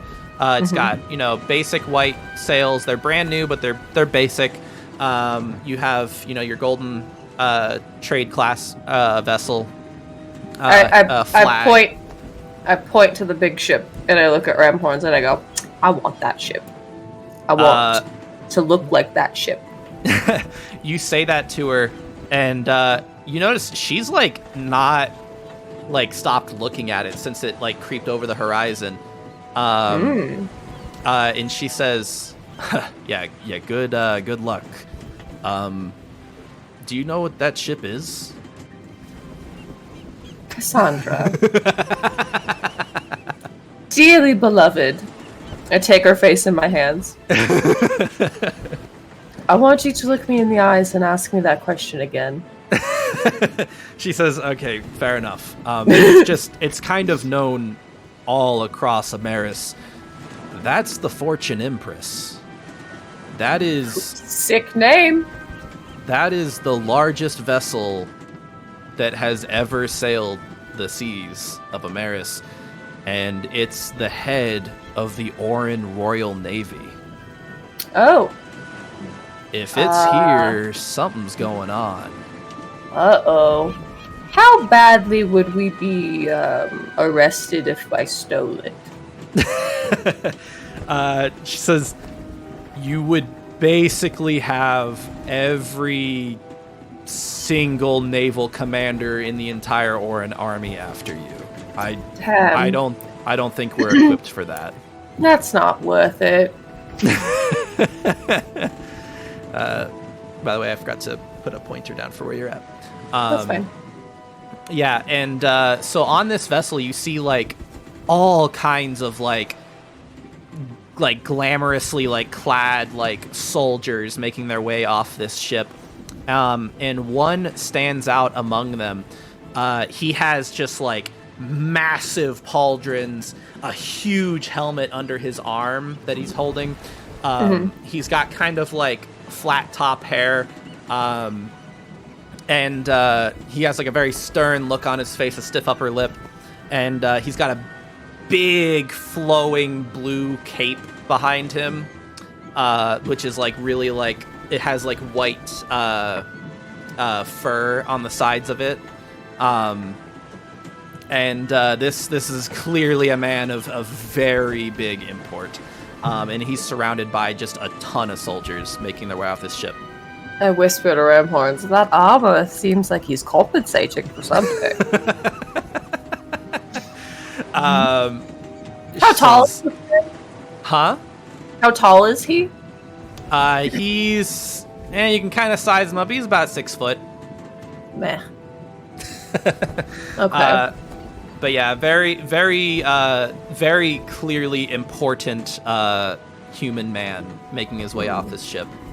Do I know if the Orin Empire is, like, racist? Am I gonna get hate crimed while I'm here? You can certainly ask. I mean, what are you trying to... What are you gonna ask? Cass, am I going to get hate crimed here? She just says, like, cause back on Tielin Rune, like, being a half-elf was, like, the worst thing for me. She says, well, okay, so... Okay, no, I can tell the answer is yes already, by the way you says, well, no, Shantytown is safe. It's just the Orin Empire, they don't have a clean track record when it comes to non-humans, no. Oh, cool, okay. So avoid all of the blue people, got it. And she says, yeah, I'm a little surprised that Raymond is even allowing this guy to dock. Who's Raymond? He's the, kind of, I guess, official mayor. He kind of helps run things. He's very similar to Jay. Just think Jay, but bigger picture. Bigger. Oh, okay. I thought you were going to say bigger frame, and I was like, there is a living being bigger than Jay. Holy shit. Yeah. So you guys pull into port.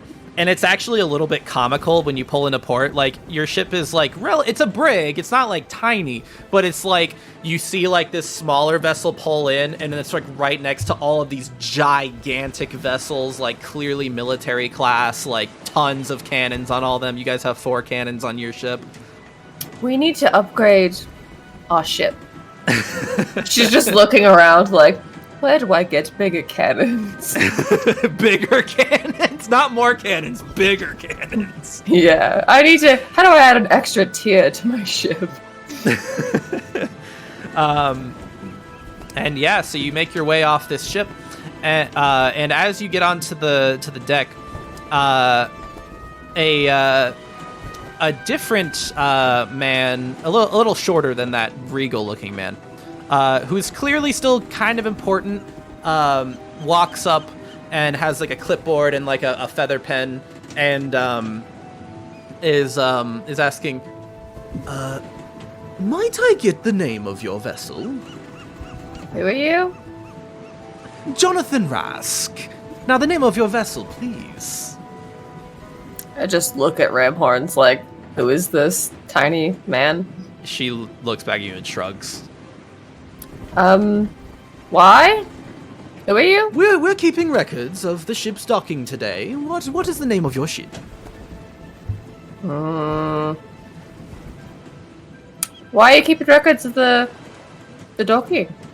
Interesting. Difficult. I'll make note of that. Okay, all right, fine. It's called. Is the name of the ship printed on the ship anywhere?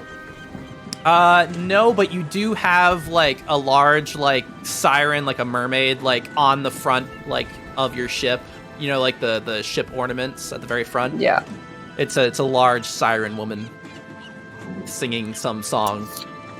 I message Ramhorns, and I'm like, should I tell him the name? She is clearly as confused by this as you are. This has clearly not happened before to her. I'll give you the name, but can I just ask, like, why? This is an uncommon thing. We've never had to give our ship name out before. Just merely for records purposes, dear. Who is seeing What's that? Who is seeing these records? Says, these are records ordered by Emperor Vladimir Lightbane. I'm pretty sure there's an Empress of Caliban. Or a Queen? Oh, no. Not of Caliban. Of Orin, dear. Are we not in? She looks around. Like, are we not in Caliban right now? Why do I have to give the Orin Empire anything? And as you're saying this, an orc man is making his way down the dock as well and sees you talking to this guy and says, Oi! What are you doing there, Jonathan Rask? and Jonathan Rask stops writing and heavily sighs and goes, nothing. And this orc man says, I bet you're not! Now get out of here before I have to report you to your superiors! and this man rolls his eyes and looks at your ship and just takes a couple notes really quickly and walks away. I flip him off. And this orc man walks up and says, Terribly sorry about that, dear! Yeah, the fuck was that about? Also, who are you? He's, as you say that, he looks over your shoulder and sees Cassandra Ramhorns. By the way, will Alex be joining you guys, or is she staying on the ship? She'll probably stay on this ship. Just cause, I don't know. I guess I'll ask her if she wants to come. Like, hey, we're going to go. Wait, we're gonna have to leave the ship here to go to Heaven's Cradle, right? So, it'll be docked here, indefinitely, right? Yes. So is my crew just gonna chill here? Basically, the quartermaster can pretty much babysit your ship and maintain it while you're away. Isn't Ramhorns the quartermaster? Yep. Well, she's coming with me, though. Oh, okay. Is she not? Usually the quartermaster babysits the ship, but you can certainly order her not to. Oh, I'm not going here without my girlfriend. She's coming with me. Okay. So then are you gonna leave Alex to attend it, or? See, because this is what I'm worried about. I was wanting them to come. I guess Alex can stay and watch the ship. Okay. Alex clearly wants to learn more about Lockjaw, but she's also in no big hurry to go to his compound. Yeah, I said we'll check it out in a bit. And you just chill here, and if we're gonna go there, I'll come grab you. Okay. Yeah. So he looks over your shoulder. Going back to where we were at, this orc man looks over your shoulder. He says, Ramhorns, how are ya? And she says, We're still wearing the girlfriend shirts, by the way. yeah, she says, well, I got a girlfriend, Ray. I guess that's news for you. Hello. And he says, oh, congratulations! A party on me tonight! I think I've had enough of parties. All right! What are you doing out here, Ramhorns? You off for adventure! And she says, I'm actually accompanying Lise here. Phoenix! No, she says, I'm actually accompanying Phoenix here. Yeah. She's, it's up to her, really. Captain Phoenix. Captain Phoenix. She corrects herself. Hello, I'm Captain Phoenix. This is my ship. He holds out a hand and is like, well met, Captain Phoenix! Is his hand dirty? No, this guy is like dressed like the most like stereotypical adventurer ever. He's got like the boots with like the little flap that goes down a little bit. He's got the buttoned up tunic and like the like slightly frilled shoulders. He's well kempt. He's got like a long sword at his side, and like he's a well put together guy, dressed really nice. You said he's an orc? Yep. Okay, I shake his hand. So he's got like a couple of big teeth in the front. Okay, I shake his hand. Cool, you shake his hand, and he says, now hang on a moment, Captain Phoenix, hey, what happened to Gillog? Oh, Kraken. Oh, hostile takeover! What? I said Krakens. Well, now you're in charge, and he's gone, so... Yeah, that was her idea, not mine. You can ask her about that. Ramhorn speaks up and says, yeah, we, that's part of the reason we're here, actually. We're here on a couple different points of business, but we were attacked by a Kraken. And he says, Kraken? Why, we haven't seen one of those since, like, what, the Second War in Conquest? I wasn't alive the last time a Kraken attacked. Yeah, it was bad. Says, well, where'd you encounter the Kraken so I know where to not send my boys? En route from Tielenrune to No Man's Land? Strange. I mean, that's very strange that it would attack you like that. I'm gonna have to have some words with some people. You know somebody who could give you information about a Kraken? Well, I need to investigate these waters. I mean, I'm in charge of this little town here, and he like gestures to like this kind of decrepit city. As you look around, like all these houses are kind of like cobbled together, using like old ship parts, just kind of like nailed together and like forming like makeshift walls and stuff. Clearly this town is just kind of like mostly a port city, like not very many people like actually live here. And you actually notice, by the way, that like in the distance, if you listen really hard, you can actually hear the town currently singing shanties like throughout the town. Like everyone in town, as they're going about their business, is like joining in little shanties. And he says, if trade routes are disrupted, that's gonna put a lot of businesses in some hot water. We have to figure out what's going on. Yeah, you're probably right. It did suck. Had to repair the ship. You couldn't even tell though, could you? Looks brand new. Says, yeah, it's wait, hold on, did Shatterback do this?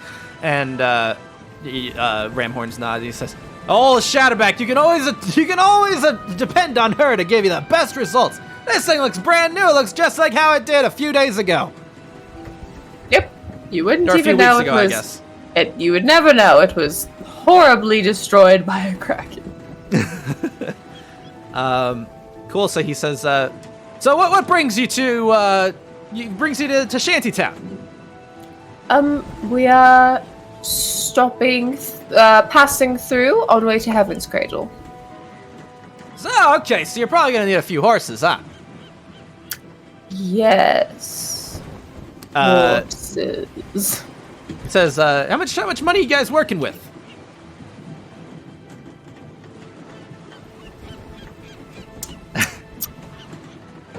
How much does it cost for horses?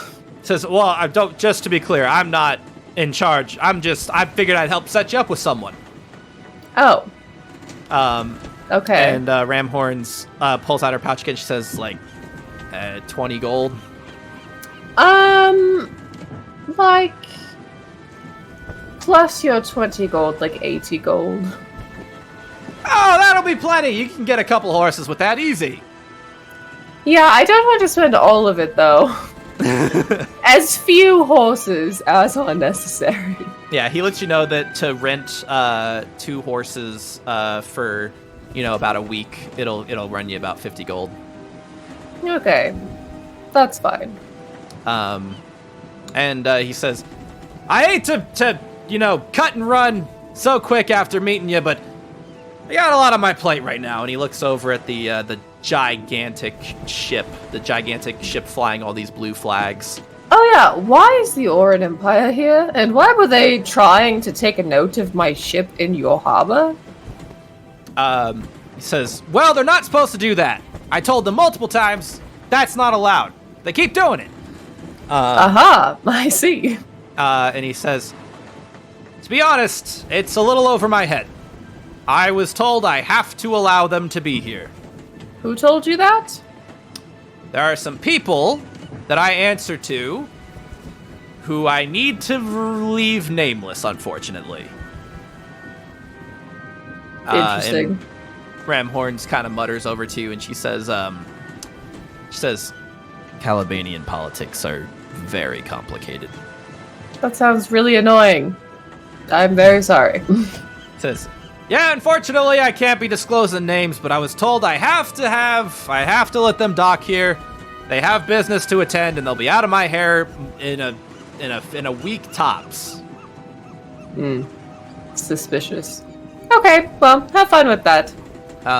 And he hurries off. And this procession of like all these like foot soldiers are making their way into the city. I don't like that. See that there? I don't like it. Cool. So we just need to go to Heaven's Cradle, right? Or should we be exploring here? Should we figure out what's going on with this? This feels like not my business. I'm gonna quickly go back onto my ship and just be like, just by the way, Lexi, you're in charge while we're gone. If that wasn't already clear. I don't know how long we'll be gone for, but you're in charge. Don't burn the ship down. Don't let anyone steal the ship. And if that motherfucker tries to come over here and ask you for the name of the ship, just fucking spit on him. Oh, okay. I can do spitting real good. Yeah. Just spit on it. She says, so what are you guys gonna go do, if you don't mind my asking? I'm not super sure. Well, because we really just stopped. We need to dock the ship here to go to Heaven's Cradle. I might, poke around the town a little bit before we decide to leave, just to kind of see what's up. And if I find something interesting, I'll let you know. She says, But Okay. are you wanting to come to Heaven's Cradle with us, or are you wanting to stay here? says, well,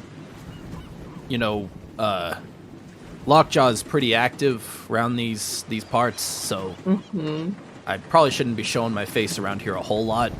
So Okay. I prefer to stay on the ship if I can. Oh, okay, yeah, perfect. Okay. I'd prefer if you want me to come off the ship, I'd prefer if we, I don't know, somehow made it safer for me to leave, but otherwise I'd rather stay on the ship. Okay, no, that's perfect. Yeah, because Ramhorns is going to come with me to Heaven's Cradle, so I need somebody to watch the ship anyway while we're gone. So and you're perfect at that. So great. Yeah, you watch the ship. Don't let anyone steal it. Don't burn it down. And yeah, if those blue bastards fucking come over here and ask you for the name of the ship, Tell them to fuck off and spit on them, because they're not allowed to do that. Okay, works for me. And don't let anyone go into the captain's cabin. Okay. She's just like, oh, I was gonna go lay down in there, but I guess not. You can, but you have to take a shower first. The shower? No chance. Yeah. No, I'm kidding. Lexi, you have to bathe regularly.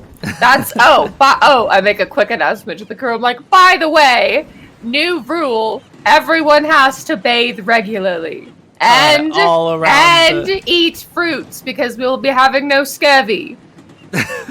All around the ship, you hear like just a collective groan. Actually, so part of the crew is just leaving here. They really just came onto the ship to get a free ride to here and work the ship for that purpose. But Ramhorns lets you know that she can like put together more of a crew later. But that you actually have some people who kind of just want to stay on the ship after they saw your little display. After you said you got like a 20 or a 20 something. Yeah, it was on that performance check. It was either a dirty 20 or a 21 or something. Yeah. So I think that inspired enough of them that they were kind of like, I kind of want to stick around and see what goes on this ship. So yeah, I'm a few super cool crew members captain. who are staying behind. Cool. Yeah, okay. All of those leaving, you fucking do whatever you want. I don't have say over you. I'm not your mother. But for those of you who are staying as permanent crew of the Siren Song, showers, fruit, vitamin C, we'll be having no scurvy. I'm serious. They all collectively groan like, oh. If I come back here and you're all dirty and nobody's eating fruit, I will fucking bathe you myself in the goddamn cold, icy water. Oh no. Some of them actually pull out like apples and oranges and stuff and start munching down right there. Yeah, that's right. Okay. Alright, anyway, be safe, good luck, we'll be back in a bit. We'll keep in touch if anything's wrong, I'll send letters and yeah. Cool. Oh! Is there a way, I ask Ramhorns, is there a way to send a letter to Tielenrune? She says, well, I mean, not a letter. Is there a way to send a magic message? Well, I guess you could send a letter, but you would need to send it on a merchant vessel that's cleared to go through. Is there a way I can do magic and send a message? Is there like an arcane? Do you think maybe someone in Heaven's Cradle could help me send a message somewhere? I've no idea. Yeah, maybe you're not the best person to ask. It's okay. When we get to Heaven's Cradle, just another item on the list is perhaps I can find some way to send a letter to Tielenrune. I just want to let my friends know that I'm okay. I'm the captain of a ship. I got attacked by a kraken. I have a girlfriend. You know all of that. Oh, okay. Yeah, I guess I'll... Yeah, the only way You I know have to meet my friends! When we're done with this, you have to come back with me to Tielenrune, and you can meet all of my friends. She says, Tielenrune, I've never been off the ship in Tielenrune. I've been to the inn at most.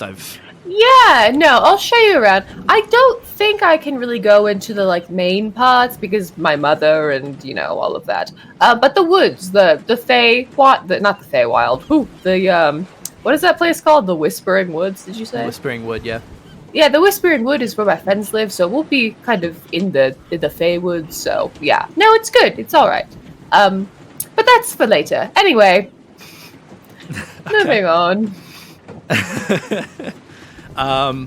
Cool. So do you guys make your way down the dock and onto the land? Yeah. Cool. So while you're making your way down, you actually see some drunk guys. You see it's a goblin and an orc that are making their way out of that southern checkpoint gate right there. And they're clearly very disgruntled, and they say, "What fucking why did Ray? Why do they need the whole goddamn canteen for that? Come on, what the hell's Ray thinking? Orin's not welcome here." And they're like, angrily shouting back and forth, and they're saying, the whole inn? Come on! And they angrily stomp off. And so, what do you do now that you are off the ship? Have you decided what your next task is? Is it to go to Heaven's Cradle, or? I think I want to poke around the town a bit, just kind of see what's up before we head to Heaven's Cradle. Okay, cool. But yeah, I in what mentioned to Rhymehorns, I'm like, I guess the fucking blue bitches are in the canteen. It's probably a void there. Or, alternatively, we can go spy on them and see what they're doing here. But it's also, again, I feel like this is none of my business. But I also don't know. Unless the Inquisition's in Orin, and then we would really need to go there. But I don't want to go to Orin. These people suck. And didn't you just say they were really racist? No, this is a hard decision. What do you think? She says, the only input I can give is that I think would be useful is just that, I don't think I've ever seen Orin bring, at most, maybe one small brig or something just to bring correspondence to Caliban, but that's it. I've never seen a huge, I've never seen the Fortune Empress by any means anywhere close to Caliban. Well, it's none of my business, but I'm nosy. Let's go maybe sneak around the canteen and see if we can't discern some information. She says, okay, but is the thing that you have to do, do we have time to do this? Oh, you're right. I don't know. Give me a second. And I go, I think really hard. I'm like, hey, fuckface, do you have any more updates about what those bitches are up to? Or is it just the same shit as before? And don't show up here and make a big thing if you don't have any new information. I just need to know if you have any new input. As you're, thinking really hard, he appears in front of you also pretending to think really hard, and he's God like, Oh, think, lass, think! One day, I am going to find wherever you are, and I am going to flay you I'm going to put a fire in your asshole and burn you from the inside out. He bends over and presents his butt into the air, and he's like, go ahead, burn me alive! Do you have any more information, or no? He snaps back up, and he says, more information in what way, dear? Well, you said that they were up to no good, and then you gave me a kind of location. You gave me some information about where a slight description of where they could be. Have you heard anything else? Have you anything new, or is it still just the same?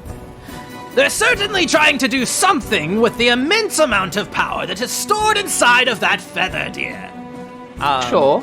And he kind of cartwheels through the air, and he says, Now, the specifics of those magics, that's a little bit lost on me. After all, magic is rather complicated and kinda boring. and he falls asleep mid-air while doing his cartwheels, and Smile comes out and bonks him on the head with his massive hammer to wake him back up. Okay. I keep forgetting that you're just completely fucking useless. Alright, I'll see you again. It's more fun when I get to watch you do things, dear. Yeah. He pulls out a bunch of popcorn and starts eating it greedily and says, I'll be watching, dear. Also, congratulations on the new girlfriend. And eats more popcorn. You don't get to watch that. You shut the fuck up. Says, I watched respectfully, but I did see the mwah, mwah, mwah, mwah, mwah. You need to. This is no good. You're being a pervert, and I need you to stop it. He says, no, it was lovely, dear. I'm very happy for you. I'm going to burn you from the inside out through your asshole. Okay, goodbye. Very well, dear. And he flies up and loads himself into one of the Fortune Empress cannons and launches himself into the distance.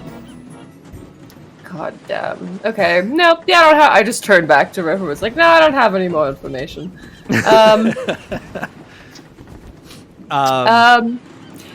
Yeah. So I guess that is pretty important. But look. Okay. Wait. Which way to Heaven's Cradle? Do we have to go through the north checkpoint?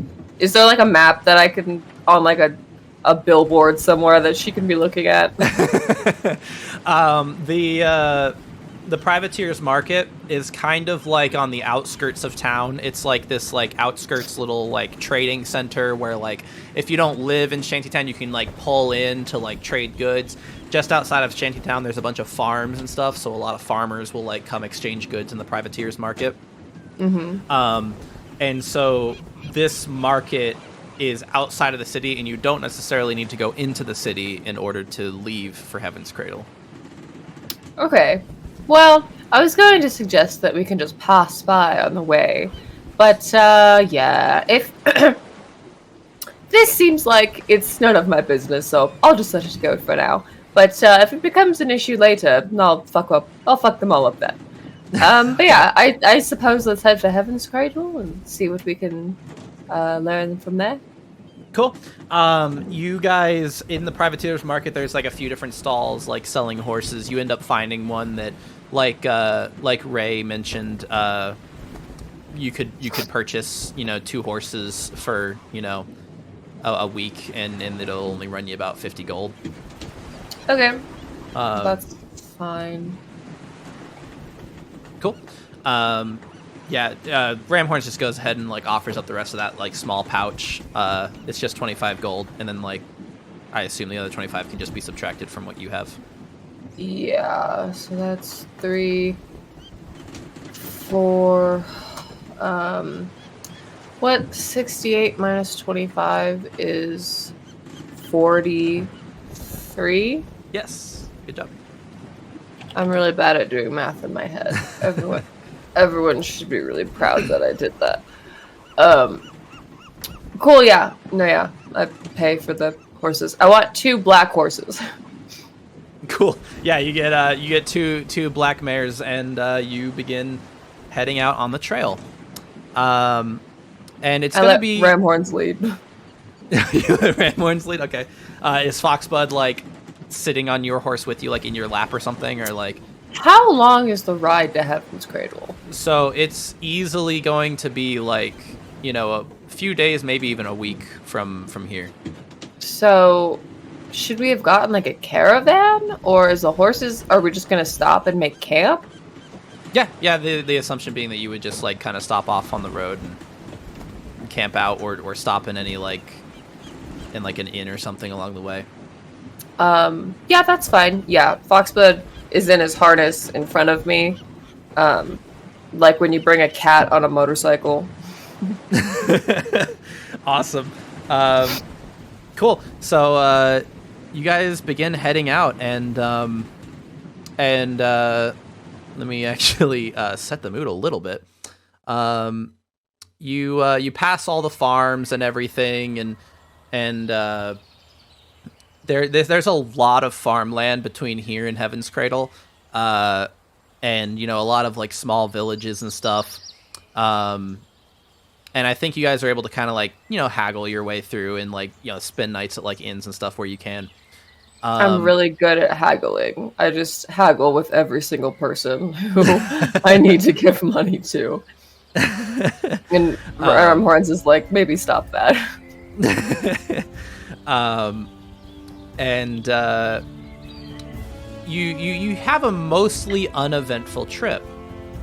Wait, However, but I wanna talk to Ramhorns about stuff on the trip, because like I feel like I don't know that much about her. Okay. I want to just like. You're absolutely allowed. No, you're not allowed to talk to your girlfriend. I know. That's illegal. No, I just want to talk to her. I want to learn like where she grew up, and like about her family, and about that. She's never told me the whole story about how Quinn like saved her life or whatever. Yeah, she kind of lets you know that she was so here, let me actually like say this as her. She here, let's change the music a little bit. She lets you know that, like, she says, I don't know, I was You're not streaming your thing to me. I can't hear the Oh. music anymore. Oh, that's unfortunate. We'll have to figure out why that is later. Yeah, that's fine.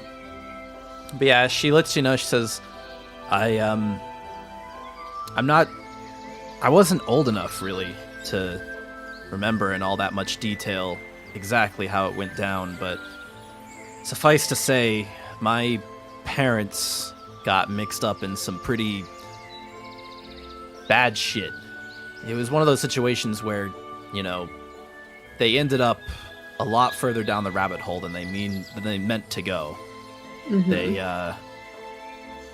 They thought that they were making some quick money, doing something harmless, transporting goods and services, not necessarily completely legal, but, you know, Yeah. nothing dangerous. Understandable. But one night, apparently one of the packages they were transporting was a very high priority package that, frankly, they should have had more protection for. And, you know, they were setting out the next day. They had the package at the house and were preparing to set out, and our house was raided. And Where was this? Where did you grow up? she says she lived in Silver Falls. She's like, I lived in like kind of the more the section, the part of Silver Falls closer to the docks. It wasn't a very big house. It was rather small. You know, I wasn't living on the upper tier or anything. She says, but yeah, our house was raided, and I don't remember a whole lot. I just remember a lot of screaming. You know, I was like maybe 4 or 5 at the time. My mother told me to, you know, hide in the closet, and I didn't hear a whole lot that's useful, but next thing I saw open that door was Quinn, and he told me to cover my eyes, not to look, and unfortunately I did look, and I saw a lot of people I don't recognize, and Quinn was banged up pretty bad. He told me later on that an organization came for what my parents were transporting, and he technically failed his mission because he meant to get to it before they did, but he didn't show up in time. And if I'm being honest with you, I don't think Quinn ever really forgave himself for that. Did he ever tell you who the organization was? He didn't ever really mention it, honestly. I think he wanted a better life for me than that. Yeah. Reasonable. So you didn't really talk about it much after the event? Not really. I mean, he gave me, like, as much as I needed to know, obviously, but, you know, you don't really want to... When your parents get brutalized, you don't exactly want to know a whole lot about it, you know? Right, of course. She says... And, yeah, he took me to no man's land and left me with Jay and left me with the spyglass, and he checked in regularly, but, you know, he was in a line of work that I couldn't be around, that's for sure. You know, so Jay was kind of like a mother to me. I'm like holding her hand. While you're riding horses? No, we're not. We're like, I'm imagining this is like, we're at camp one night. Ah, okay, gotcha. I don't think she could tell this to me while we're riding horses. Gotcha.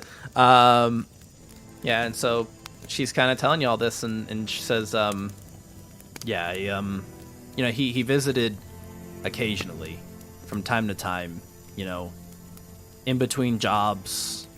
Sometimes it would be a few months, between the times that I saw him, sometimes it would be a year or two. He was kind of a distant figure for most of my life, so I didn't know much about Quinn. All I knew was that I owed my life to him. Wow, that's heavy. Oh, shit. That's terrible. Yeah, I can't really imagine what that must have been like. And I'm very sorry that, that those are the circumstances that you had to grow up under. She, go ahead and make an intuition check. Insight? Or insight. Oh, I say intuition. Intuition? That's not a stat. Oh. Bad. I'm gonna use my inspiration to roll advantage. Okay. A fantastic use of inspiration. That was only slightly better, but an 11 is better than a 6. So I'd say that just barely clears it, actually. cool, sick. So she says, "Yeah, it was a while ago, so it's kind of a dull pain at this point." But with that 11, you can kind of see in her eyes like she's having a hard time holding back tears right now. I give her a kiss. I think you give her that kiss and she starts crying a little. I just hold her. And I brush her hair. I am sad. I tell her stories of me and my friends pranking people to make her feel better. She says, "Hang on, you put nail polish on his butt?" Yeah, and I show her my nail polish. I'm like, it looks like this. Yeah, and it's this. Water tight waterproof. He might still have a chrome butt, a sparkly butt. She to says, this day. "I've actually been meaning to ask you about that. Where did you get nail polish like that?" Oh, this is Magic Fae nail polish. I have a pixie friend, Glimmer. And I tell her about all my Fae friends. I pull out the picture that I took on my magic camera, and I show her. I'm like, point to Glimmer. I'm like, Glimmer, she is obsessed with nail polish. She makes her own special recipe. And she did my nails the night before me and Foxbud came to see you at the docks. She reached out a hand. She said, "Do you mind if I look closer?" And, Yeah, take a look. she's looking at it. She's like, "Oh my, it's barely chipped at all." Yeah, it's it's magic, weeks. and it was made with Fae magic, so I think it's extra potent. also, it's her life's work, and she's a pixie, so she's probably really old. She's tilting your hand back and forth, admiring how the difference in angle changes the color. Yeah, if you ever, not if, when we go back to Tielenrune to meet them, I'll have her paint your nails as well, and then we can match. She says, "I don't think I've ever painted my nails. It's Is it really hard? fun. No.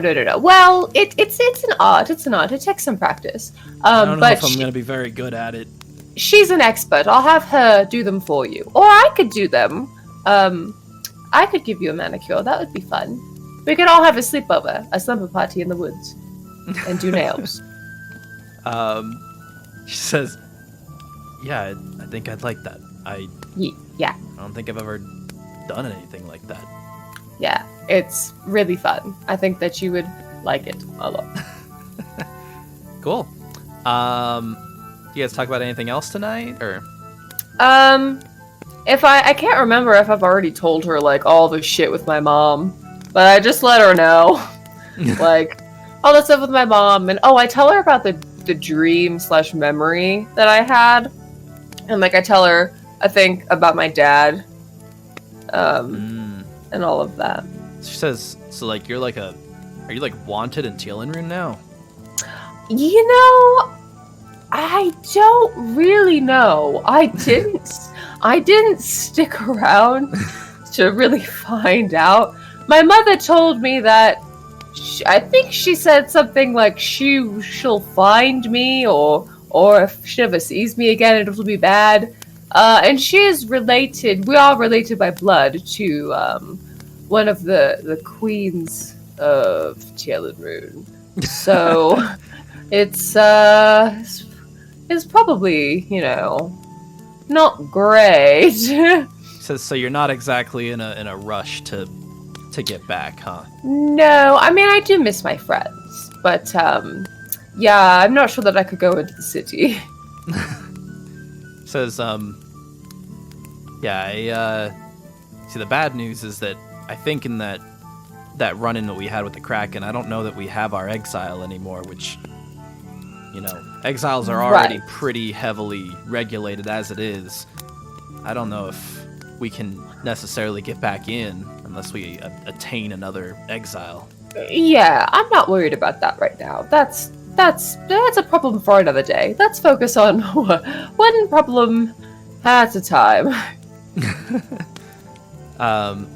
Says, yeah, and say, what was your dad's name? You said he was a merchant or something. Yeah, his name was August. His August de Forest. Did he have a different moniker he went by? Did he? I don't remember. Hold on. Let me pull up. Where is it? Hold on.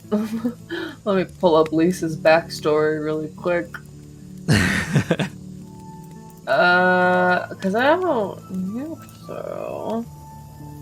Yeah, his dad's name was August de Forest. He was a human craftsman.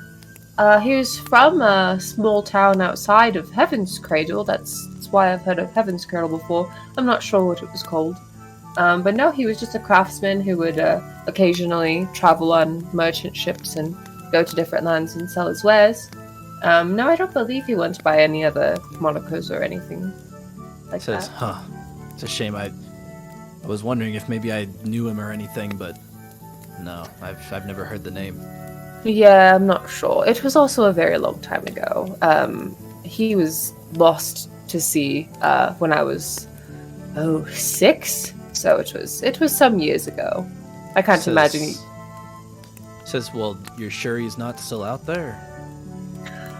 I mean, I suppose it is possible, but it's been so long, and I don't.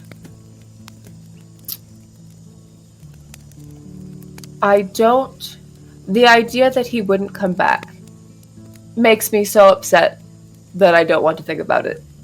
So I've chosen to believe that he died at sea. She says, fair enough.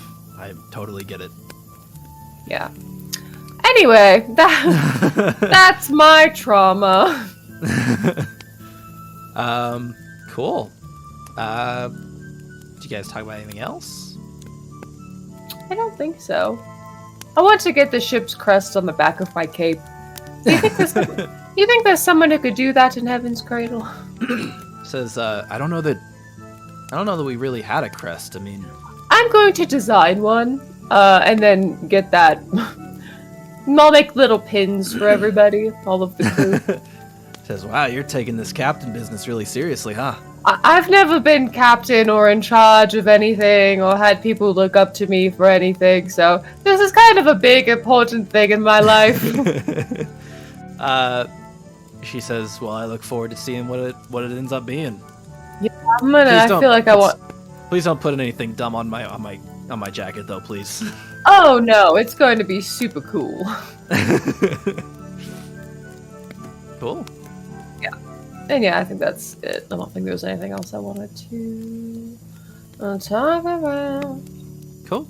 Yeah, that was probably the most, intense conversation you guys had whilst on the road. Yeah. Luxax asks, do they still have the GF shirts on? Oh yeah, I mean, I'm sure we'll probably take them off by the time we get to Heaven's Cradle, but we're definitely wearing them for a few days. Cool. So yeah, it's probably the most in-depth conversation you guys have while on the road. For the most part, it's a pretty uneventful trip. The roads are pretty, like, well maintained in Caliban, and like there's not like a whole bunch of monsters on the main path. You end up having to pass by future farms, which is like the path goes like right alongside it, and it's just like massive like wooden wall that surrounds the entire circumference of the compound, and you can't really get a good look inside. And you continue on the path till you start seeing more and more small villages and towns, kind of indicating you're getting closer to a larger city. I grab Ramhorn's like on the shirt before we come to the city. I go, "Do I need some kind of papers? I'm from a different country. Are they going to send me home? Am I an illegal?" She says, "Technically, yes, we're undocumented, but if you just keep your nose clean, keep your head down, they probably won't even notice." Okay. Caliban is currently very concerned with wartime. There's a lot of things that are getting relaxed right now. I can be illegal. I can do things illegal. It's fine. I take off the tricorn hat too, and I put that in my bag. I am not a pirate. Yeah. I take Foxwood's little bandana off his head and I tie it around his neck like a little ascot. So he looks more like a gentleman than a pirate. He's got a little suit. Yeah. Cool. So, yeah, you see more and more villages showing up, and you end up coming upon this village along the way. It's kind of a ghost town. And like it's weird because like every city you've seen before this, it's bustling. People are like, there's constantly woodcutters going. There's like people like working the farms, tilling the fields. But this city is like, not this city, this little village is just deserted. All the crops are kind of like withering. Like they've been unattended for like so long. And you're just getting a strange feeling making your way through this village. Damn it, I wish I had... I was going to get Detect Magic, but I got Shield instead. And I wish I had gotten Detect Magic. Can I make like a perception check or like see like what's going on here? What are you looking for? If I can discern like what happened here, like if it looks like people just like left, or if there was like some kind of like something that happened here to make everybody leave. A lot of stuff like is weird. Like it's like it's weirdly like midway done, right? Like there's some tills that are only like halfway through the field and then just left there. There's like, basins of water for animals and then like no animals to be seen. Like basins of slop and there's no slop, like there's no animals around the slop. There's not really much going on in this town. And while you're walking around, you're just making your way down the path toward Heaven's Cradle. You come upon this particular farmstead that doubly kind of feels weird to you. Oh no. There's two people here that you see immediately. Okay. Are these the first people I've seen in this town? Yes, these are the first people you've seen. There is a small gnome woman with a bow on her back and a short sword at her side. Clearly, like some kind of like person who's like equipped for combat.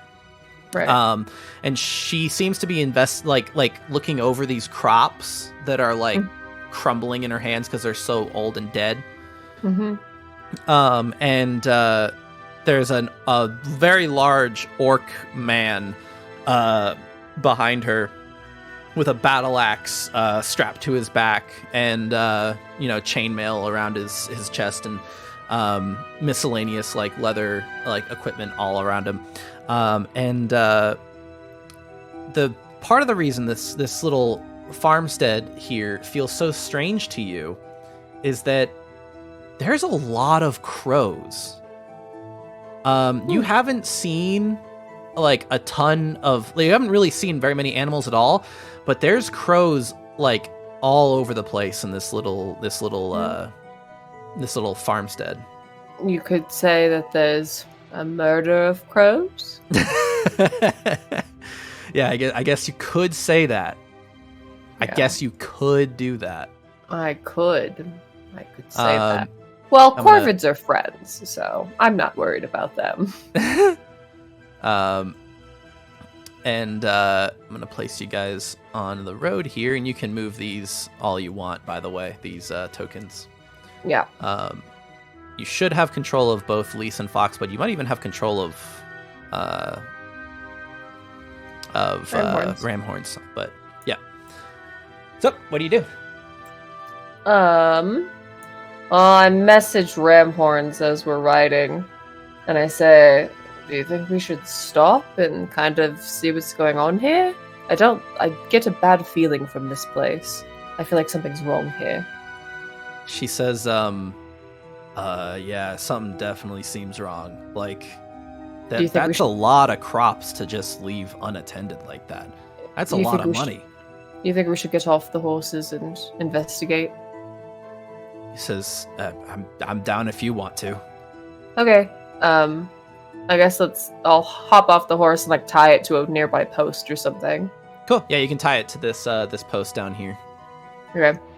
Can I do an insight check on the crows and see if they have like, if I can discern malicious intent from them? Malicious intent? Yeah. Or if they just seem like they're here because maybe there's like, I don't know, like dead people for them to eat or something. Or Sure, that's give me more a roll. monsters. What kind of roll? What do you want? If you're trying, let's do an investigation check. Since these aren't not insight, just investigation. Yeah, I mean, insight, I don't know, insight to me feels more like you're trying to like suss out a person's like true motives behind something. This is more like you're trying to see what this like animal is doing here. I mean, you can Sure. try doing either, but No, yeah. Oh yeah. 15. Oh wait. 15. yeah, with a 15, these crows aren't looking to attack. They're Mhm. like, actually, I've been calling them crows. I think they're ravens, not crows. Oh.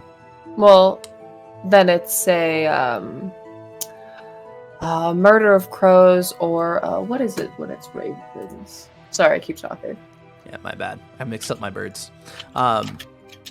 But yeah, you kind of look at them. They don't look like they're aggressive, but they're like weirdly comfortable with you being nearby. Birds don't typically like kind of hang out when sentient creatures come near them. Yeah. Um, It's an unkindness, is what it's called. an unkindness of ravens. Yeah. Yeah. They don't seem like they're gonna attack you, but they're certainly like keeping like a watchful eye on you. Like they're Interesting. they're very interested in you. Okay. Do these two people seem to notice us as we're like tying up our horses to this post? I think as you get off, the orc man like turns around and sees you and taps the small gnome woman on the shoulder. And Kind of just like give them a half wave. And the gnome woman says, hello. What? Do you live here? Hello. No, we're just passing through on the way to Heaven's Cradle. But this place is very scary. Looks like some terrible something has happened here. So I just thought I would maybe stop for a second and take a look around. She says, yeah, this whole town is just deserted, and it's been deserted for a while. We were sent out here to look it over and see what's going on. We think there might be, I don't know, some kind of evil afoot here. Yeah, I get a very bad feeling from this place, and as much as I love Corvids, an unkindness of them does not seem very of like a good omen in this case. Says, yeah, we're from this organization, and when she says that, the orc man like elbows her like, she's like, well, yeah, I guess we're not supposed to like disclose that stuff, but we're from I take out the Umbra Arbiter's thing, and I just like. She says, show it "Oh to them. shit, you're an arbiter." Well, no, I met an arbiter. Says, "What? You met one?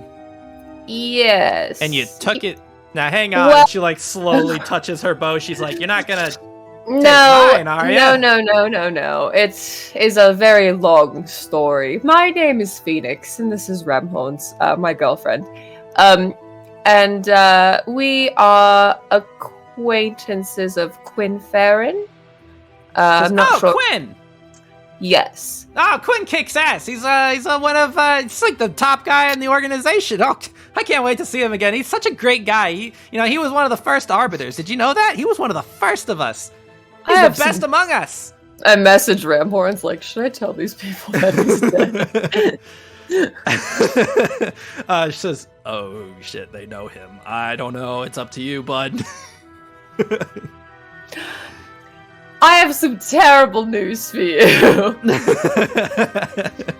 Says, "Oh, what? Is he not gonna? Is he quitting? He finally became enough for the old guy, huh?" Yes. He retired in Tielenrune, where he's from. Make a deception check. I just don't want them to get mad at me. When I tell people he's dead, they get upset. For really reasonable. He is dead. Did you say deception? Yeah. 18. Okay. She says, "Oh, well, it's good that he's getting out before it got too much for him. It's not a lot of arbiters get to, die of old age around here, so it's good he'll be around loved ones." I feel so bad about this. I cannot lie. He died. Lying was too much. I couldn't do it. I tried to spare your feelings, but I feel like it's gonna come back to bite me in the ass. I'm very sorry. He's dead. I did not kill him, I promise. Successfully deceive them and then immediately retract it. No, what are they fucking called? The Inquisition? They are not the New Dawn Inquisition.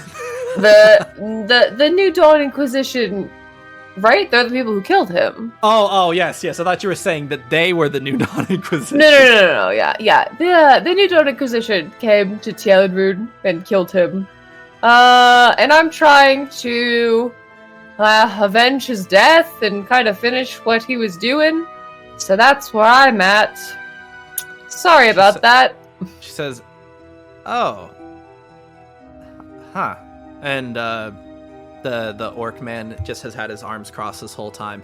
He's fucking huge, by the way. He's like well over 6 foot tall. He's like he's like bigger than Ramhorns, like even buffer than her. Like he's like a fucking brick shit house, this guy. I don't like him. He's bigger than my girlfriend. And he kind of like has like this like very like stern face on, and he's kind of just goes, "The Inquisition, huh?" Yep. And he doesn't say much after that. And she said, the gnome woman says, "Sorry, you have to forgive Darren. He's not much of a chatterbox." That's okay. My name is Phoenix, and as I said, this is my girlfriend Ramhorns. Who are you? She steps forward a little bit and says, "Penelope Akerwood. And this is Darren Skullrush. We, I guess we're part of the same organization he was, and we're investigating what's going on here. Is that his seal that you're carrying?" Yes, yeah. I figured it would be, in case I met others of his order, I could, here's what happened. I have this thing. And the Darren speaks up and he says, "And you didn't kill him?" No, he died protecting me and a few of my friends. Yeah, and then he found what he was looking for.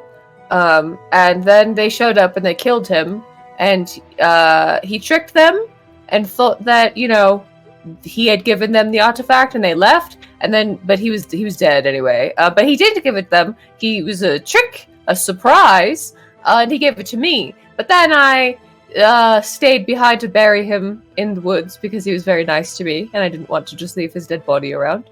And then they came back and they beat me up and they took the thing, and so now I'm going to try and get it back. Go ahead and make a persuasion check to see if they believe you. So you are telling the truth. I am telling the truth. Persuasion. That's a 16. Cool. He's like staring you directly in the eye the entire time you talk, and like nodding slowly. Oh, they gave me this. If you don't really believe me, and I show them the back of my neck. They beat the shit out of me and then burned this into my neck. Okay, I guess that's good enough. Yeah, Penelope speaks up and she says, "Oh shit, I remember the Inquisition. That was like their mark or something, right?" Yeah, pretty much. It's like, yeah, I guess it's something like they worship this dumb fucking guy or something. You hear in the distance, "Hey now!" Yeah, there's some obscure, like, god or something. Just this unimportant, like, really not powerful guy. As you're saying that, Bedlam waltzes in right between you two, and he says, Now, lesser known, I will not stand for that. I am a very well-known over-deity. I don't even acknowledge that he's... Unbelievable, the disrespect around here. So yeah, anyway, that's what happened, and he says, Lise, look what I'm doing! And lights all the crops on fire. He says, I'm causing chaos! I just mumble, you can't actually do anything. I know it's not really on fire. It's all on fire! And he like pulls out like a big greatsword and repeatedly stabs Darren Skullrush, and he's like, I'm killing your new friends! Look at them! They're dying right now! So anyway, I buried him and they took the pig, and now I'm going to Heaven's Cradle to see if I can get any more information about where they are. But anyway, what's going on here? Some scary shit. He stomps forward and puts his hands on his hips, and he says, "This is unbelievable! Unbelievable!" And then he like blows up like a balloon and explodes, and like blood and viscera goes everywhere and like coats everything. Does at least not react. My life is hell. All that blood, gore, and viscera pull back together to form him again. He just says, "Wow! You have quite a bit of constitution to you, don't you? Very well. Okay, I'll get out of your head now. I was just testing you." And he leaves. They just turn around more and sort of give her a knowing look, and I'm just like, my life is hell. Penelope speaks up and says, "Huh. All right, guess I'll have to let Artemis know." Yeah, if you hear anything about some boring god named Bedlam, if you could just let me know if you hear anything about that. It's very obscure, like, yeah, it's not a big deal. But yeah, if you know anything, or if you hear anything in your travels, if you could just let me know, it would be helpful. She says, "Yeah, I don't know who that is, but I'll keep an ear to the ground, I guess." Yeah, that'd be helpful. But yeah, no, don't like super concern yourself with it. It's just like if you hear anything. Okay. But yeah, anyway, so what's going on here? Actually, we're going to Heaven's Cradle to talk to Artemis, so I can tell him everything I've just told you. She says, I don't know if I'd recommend moving through the city right now. It's, I don't know. Or through this town, rather. I don't know if I'd move past this little farmstead here. It's... Right, What's going yes. on? No, yes. I meant, like, after we obviously figure out what has happened here. Oh, yeah, I'm super going to stay and figure it out, because I need to go through the town. The town is scary, something's happened here. Are you an arbiter? You thought you said No. you weren't an arbiter. I'm just nosy. She says, okay, I don't know what to do about this. And she looks at Darren. I'm super good at like fighting and like looking for things. So like, we'll stay out of your hair. I just also want to know what's going on. She looks at Darren, and Darren still has his arms crossed, and like he looks back at her and just kind of shrugs. And she's like, okay, well, I guess just try to, not get hurt or something. Stay back. I'm really good at not getting hurt. I'm so sorry. I did not introduce Foxbud. This is Foxbud, light of my life, center star of the universe. Just says, he's adorable. Yes.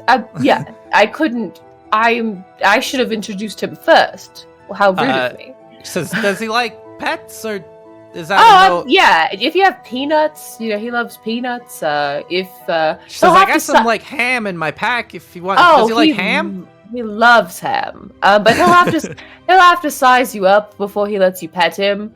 He just needs to decide if you're good or evil first. His intuition is amazing.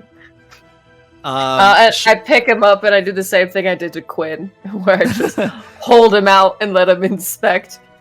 Yeah, she pulls out the ham and like kind of walks toward you guys and offers the ham to Foxbud. And I think Foxbud sniffs it a bunch and then like sniffs her a bunch and then starts eating the ham.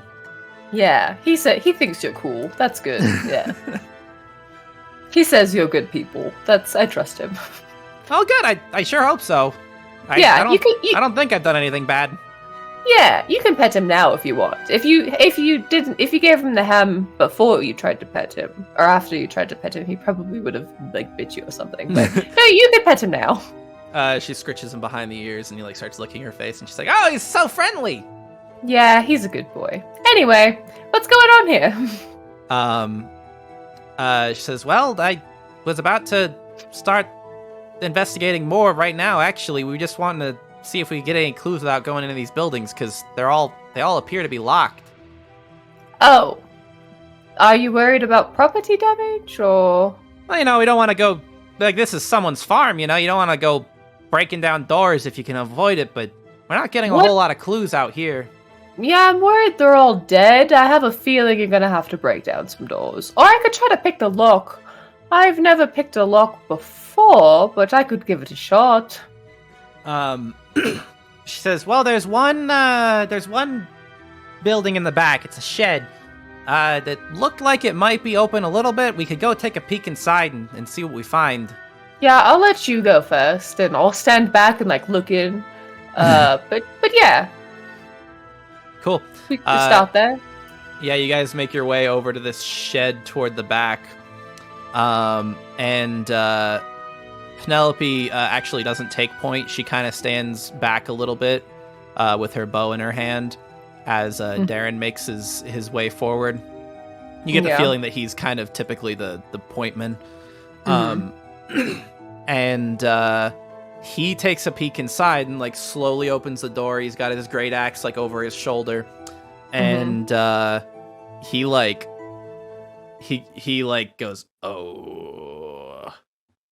And, How many dead bodies? You are hit with a wave of us, like a horrible stench.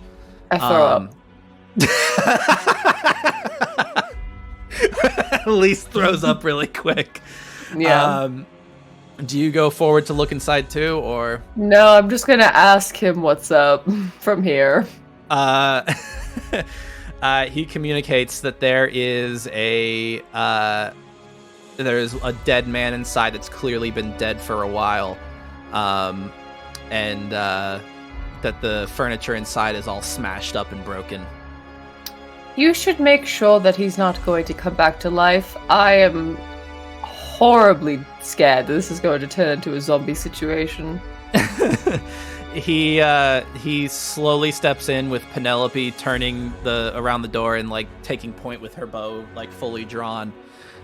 He walks in and nudges the body with his great axe, and he says, "Doesn't seem magical to me." Okay. Can you discern how he died? Did it look like an accident or a murder? He looks over his shoulder at Penelope and she says, "Yeah, I'll come have a look, I guess."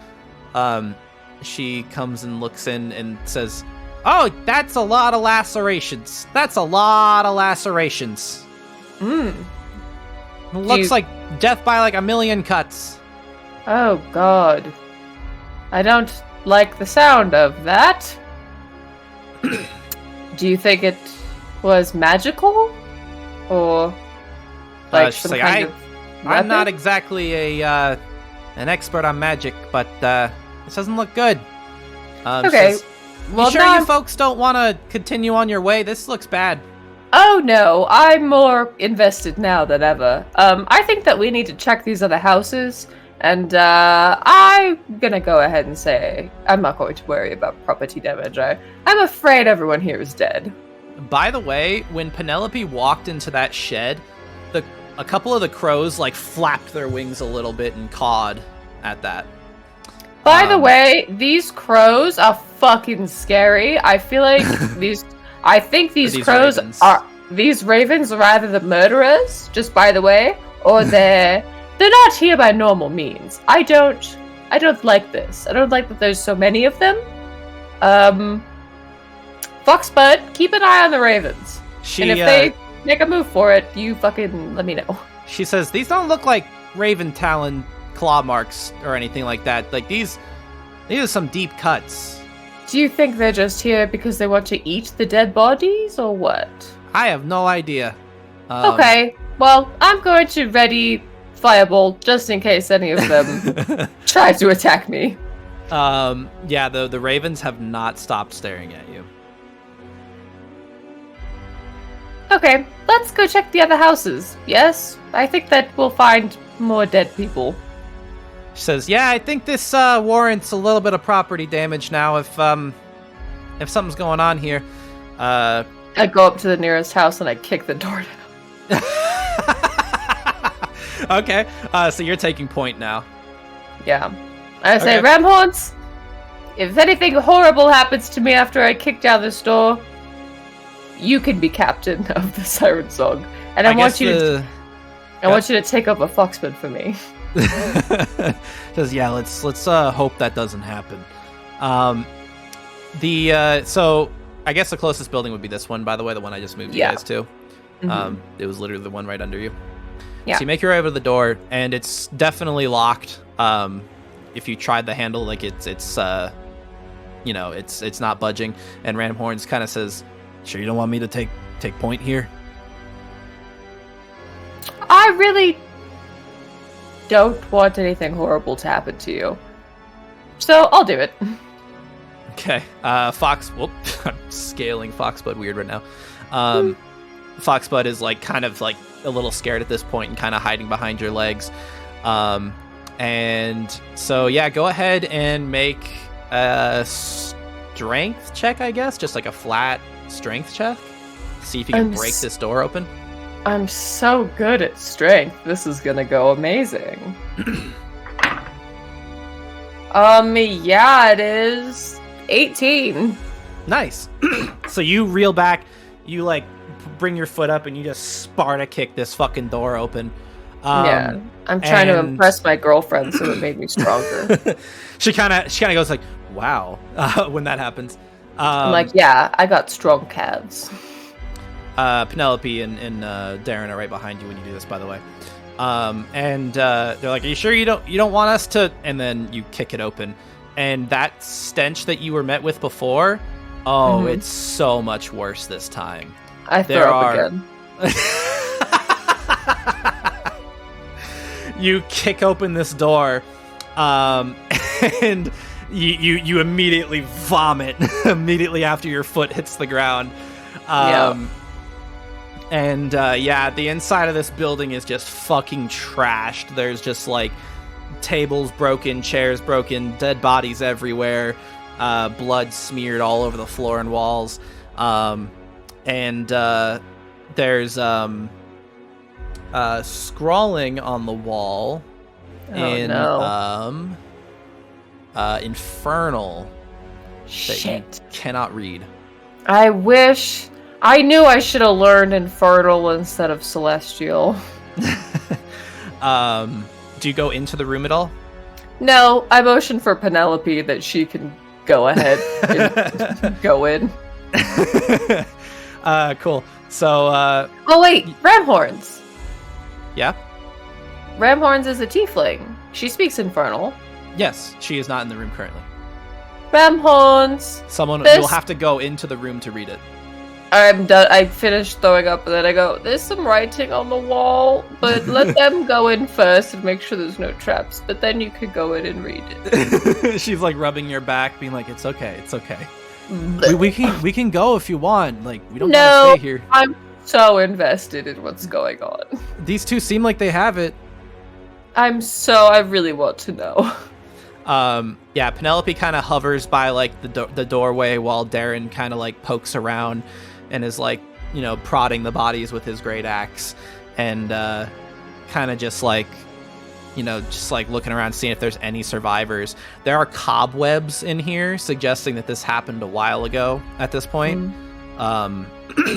And that a lot of these corpses are rather old. There's a few that are fresher.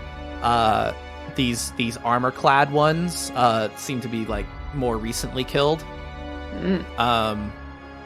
and appear to be like wearing like town guard like armor. But yeah, he like looks back at Penelope and says, "Not seeing a whole lot."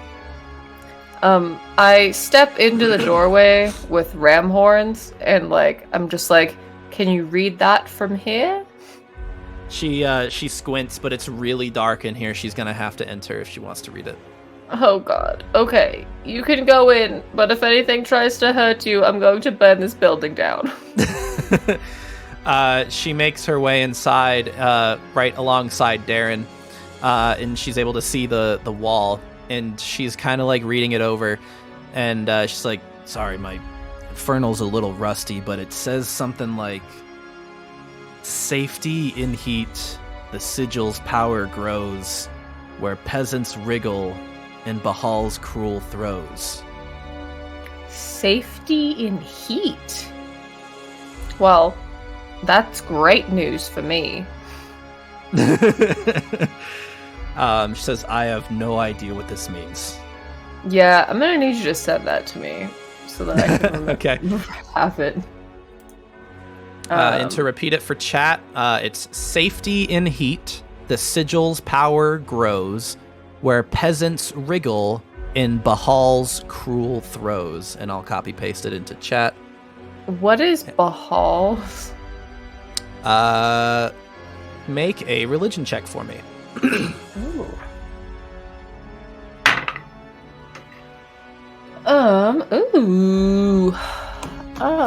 Religion. That's a dirty 20. Cool. Yeah, with the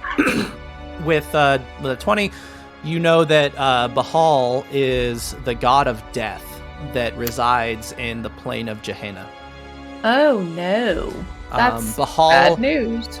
Bahal, and with a 20, I'll give you a little more. Bahal is known for basically just wanting, just literally, like, you know how the New Dawn Inquisition worships Bedlam because they think that he'll bring the end of all things. Bahal literally just wants all death. He lives for death. And has been known to bring what are called Bahal spawn to the mortal plane to do his bidding. Fun. Do I know what those are? What those look like? Bahalspawn? Yeah. So Bahalspawn aren't actually devils like him. Devils being the demons the lawful evil demons that reside in the lower planes. Sure. They're actually like human demon hybrids, similar to tieflings, but like literally just born of malice. Like they don't look like tieflings. They look like any other person. They just want death and destruction. Like they are motivated by his wishes. Or peasants wriggle in Bahal. Is it possible these people could have been Bahalspawn and killed themselves? That's the thing. You would have no way of knowing one way or the other because, again, Bahalspawn look exactly like real people. Interesting. Okay, I relay this information that I know to everybody else, just in case they don't also know it.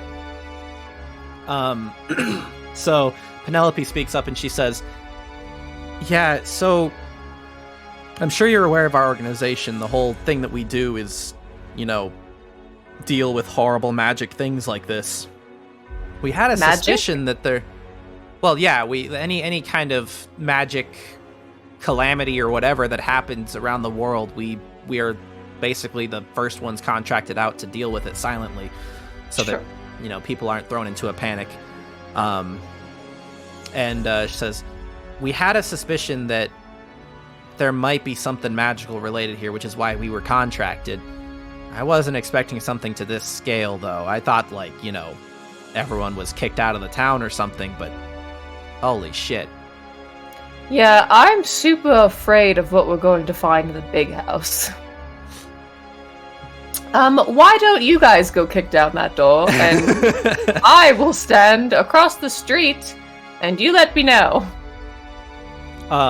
Cool. Yeah, again, the ravens, as you guys had gone into this house and came back out, they were all, flapping their wings and cawing. And then... I tell Ramhorns, I think these ravens are going to attack us. I just, it's a feeling. She's like, okay, and makes sure to, keep herself ready for anything that might happen. Yeah. Where do you position yourself, by the way, for this next kick? You can position your tokens. I'll come, here. Yeah, there. Well, can I'm gonna put you, actually in the square. Okay, yeah. You can, yeah. Cool. Alright, so you guys open this next door? Mm-hmm. Well, he opens the next door. I'm across the street. Yeah, so Darren reels back, and here I'll for comedic effect, I'll see if I make him fail. He rolled an 8. Wait, hold on. What are his stats? He's not that strong. Oh, he is pretty strong, but I don't know if it's gonna be enough. For a door? What did he get? I had it at a DC 12. Oh, plus 3. Yeah, that's not gonna do it. For a door? Well, I guess these are large doors. Okay. They're bolted shut. Yeah, he reels back and kicks, and it pushes him back, and he says, "Oh shit," and tries again. Okay, that time he rolls a 16 plus 3. So next time he reels back and kicks it open, and the door flies open. Yeah, door flies open, and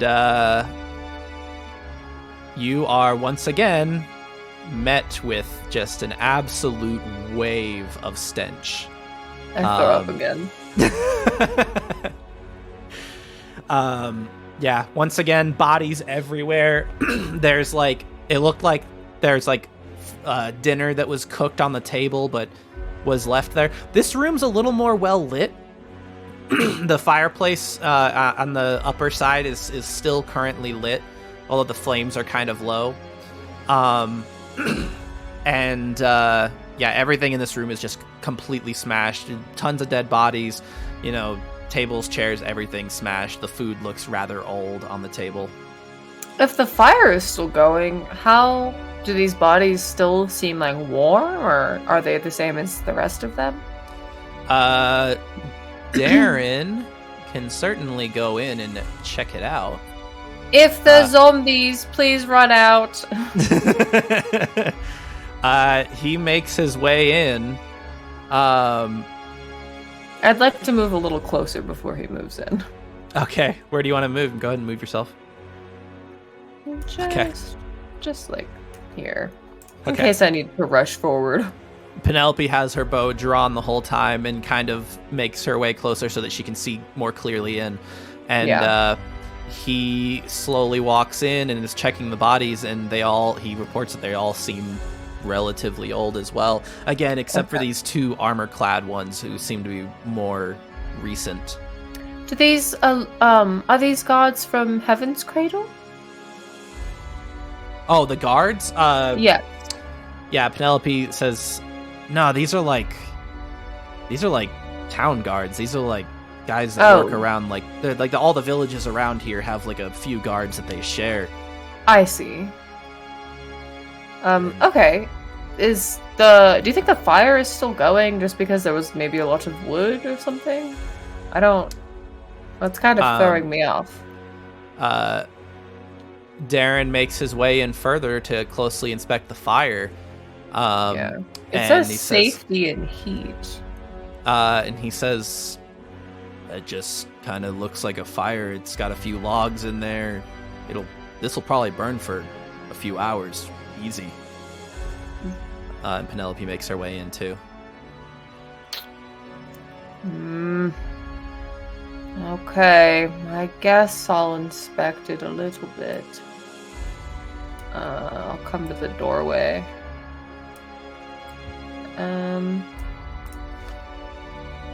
I don't know. I kind of want to inspect the fireplace, but he already kind of did, right? Check for secret hatches or something. He says, secret, what do you mean? I don't know, it says safety and heat, perhaps.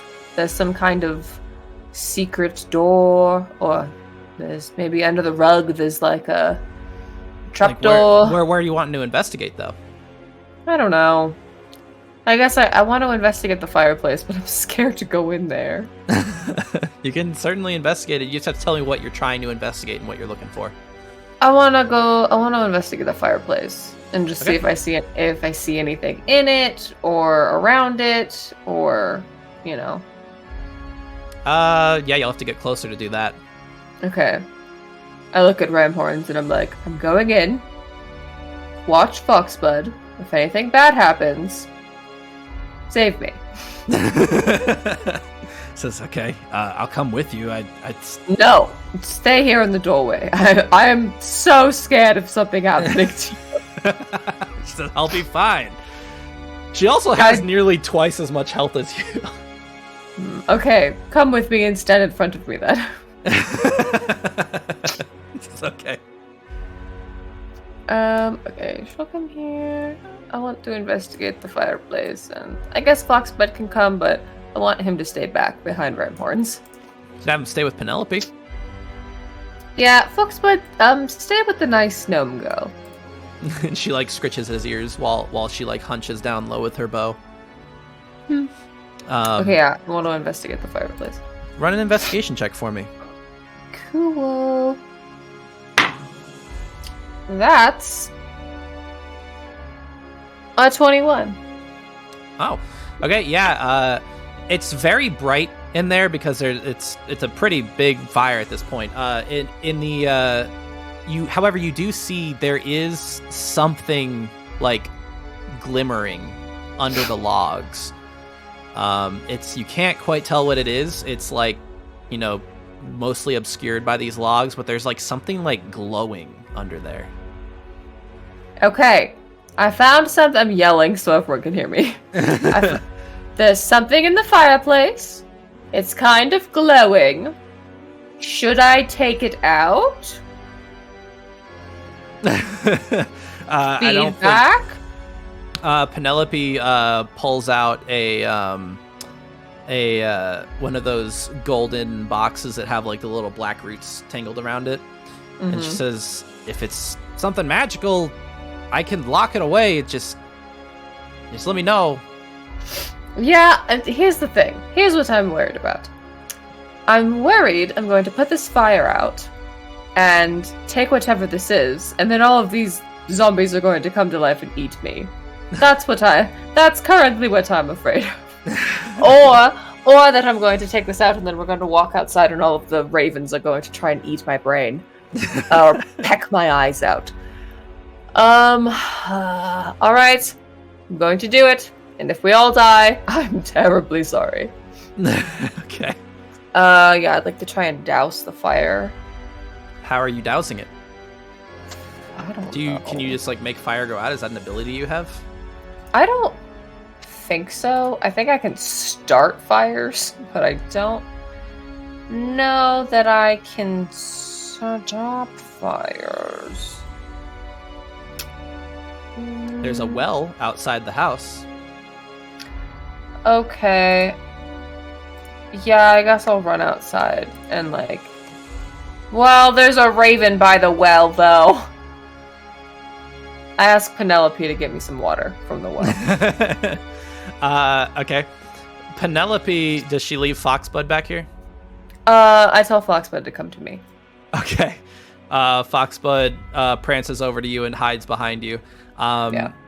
She makes her way over, and I think Darren actually... Oh, stretch Darren really quick. Comes outside with her and, doesn't want her to be doing this alone.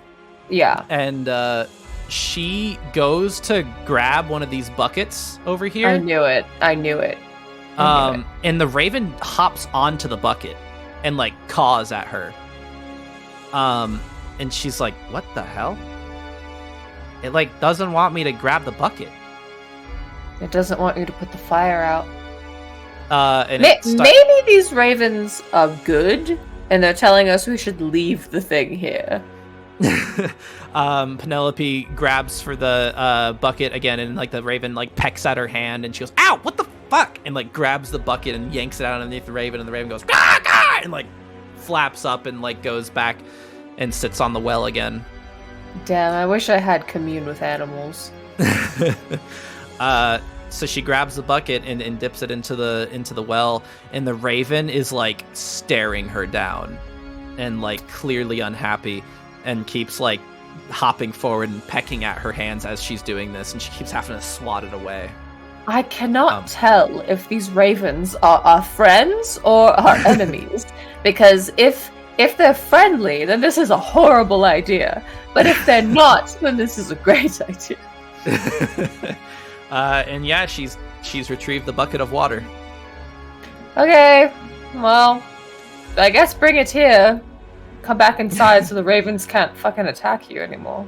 As she makes her way back into the building, if you were to look outside, you would notice a lot of these ravens are hopping closer and standing on benches and stuff, and one flies down from the signpost up here and sits on this tree stump, and they're all looming into that house right now. Can you guys watch the door while I do this? I am scared that I'm gonna take this out and they're all gonna rush in. And if you're standing there, I think maybe close the door a bit. I don't like this. Yeah, so Darren says, "Sure," and closes the door and braces himself against it, and he has his great axe in his other hand resting on his shoulder. I'm also terribly scared that I'm going to take this out and something in here is going to happen, but I have a lot of anxiety about this whole situation. I just need everybody to be aware. And yeah, Penelope comes over and hands that bucket of water to you guys. Okay. I take the bucket and I'm like, okay, maybe stand back and just prepare. I don't know if you should be focused on the door for the ravens or here. Maybe just stand at a wide berth and be prepared to attack just something. I'm very afraid of this. Yeah. Penelope keeps her bow drawn, and she's just staying alert, looking around the room. I like that they're letting me take point. They're the professionals, and I'm I'll do it. And they're just yeah, well, you're the one that wanted to do it. You're right, I did. Okay, I put the water out.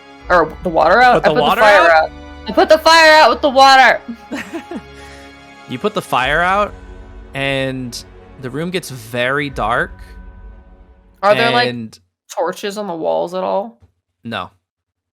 The room is very dark. What little light is peeking through like cracks in the walls and like, because it's a little farmhouse. It's kind of like shittily put together. The windows are boarded up, but there is still light peeking through. I want to keep like a fireball in my hand for light.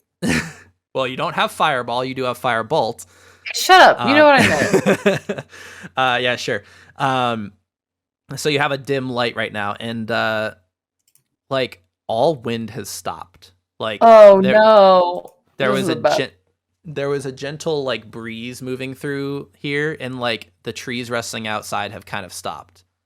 This is a terrible mistake. I regret it already. Everything has fallen still, and you can see after the water extinguished all that fire, there is certainly something glowing underneath these logs. I motion for Penelope to give me the box. Yeah, she hands you that small box. I take out like a handkerchief, and I try and pick it up with the handkerchief, or like try and like scoop the box so I don't have to touch it, and like try and get it into the box. Yeah, so you brush aside these logs and everything. It's very hot still, but yeah, you brush it all aside, and you see this small like smooth stone at the bottom that has a sigil carved in it. Make an Arcana check for me. Ooh. I think I'm pretty good at Arcana. Hopefully. Yeah, I'm fucking sick at Arcana. That is a 22. Yeah, you can recognize this as the sigil of Bahal. Ball? The ball of Bahal. Balls? Oh no, this is no good. I put it in the thing and I close it. You close it, and all the ravens outside start cawing very loudly. It's a absolute cacophony outside. You can't see what they're doing, but they're all cawing very loudly. And then you suddenly hear a lot of like strange like noises outside. No. Oh god. Okay, I have the thing. It's in the box, right? Okay. But now I think we're stuck here because there's going to be a fucking hell of an unkindness outside. I feel like we're not going to be able to leave. Suddenly there is banging on that door that Darren's braced against. Oh god, they've all come to life. I knew it. The corpses in here are still very much dead. Oh god, all the birds have conglomerated into one giant bird. The mega bird. She's just like saying all of the different horrible things that it could be. Can I in the box try and like heat the sigil and see if that does anything? So you're saying heat the box itself? No. Like open the box and like hold like a firebolt like in my hand and like put it on the sigil to keep it hot. The flame doesn't seem to do anything. Okay, but it doesn't stop the banging or like anything like that. Well, I think we fucked up, but I don't know. We all might die here. I'm so sorry. Yeah, that banging continues on that door, and something is banging on it. There's a lot of scratching. And is there another exit? No, it's just that door. Shit. And Darren is fully braced against it, but like there's occasionally times where he's going and like reeling back a little bit because like whatever's hitting it is like hitting it with a lot of force.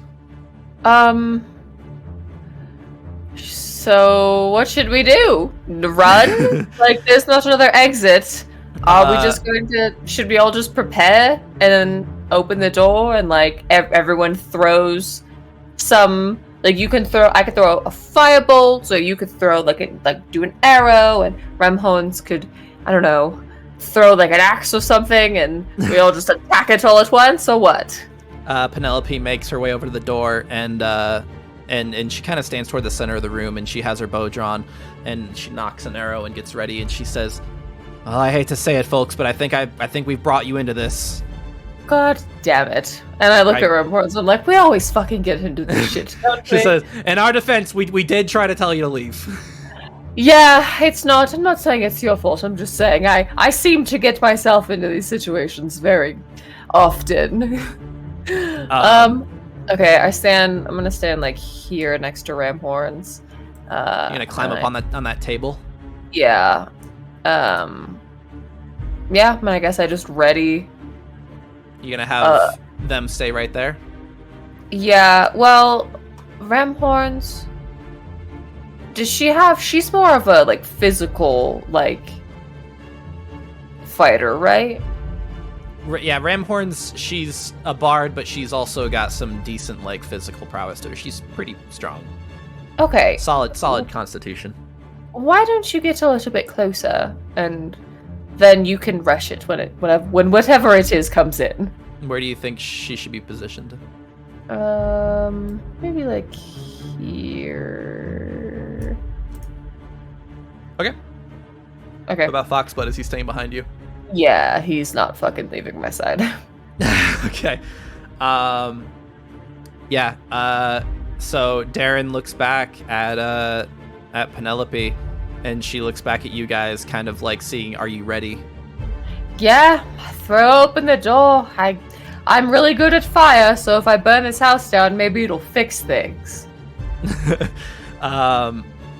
She looks back at Darren and nods, and then he nods back at her, and he throws the door open, and what you see waiting for you are not ravens. Raven monsters? A big, giant raven. Yeah, that's what it is. They've all congealed into a really big raven. Can I guess what it is? Is it the dead bodies, but the ravens are on them, like controlling them, or is it raven people, or? Nope. Okay, I give up. Okay, you open the door. I'm getting this ready for you, and you see a whole lot of imps. Imps. Small devils that are. I know what imps are. I'm Like, confused why there are imps. and they are all like screaming, like, and like clawing at the door as he throws it open. He throws it open, and two of the imps, the ones that were actively beating on it, are thrown back. Oh, they weren't ravens at all. It was a ruse.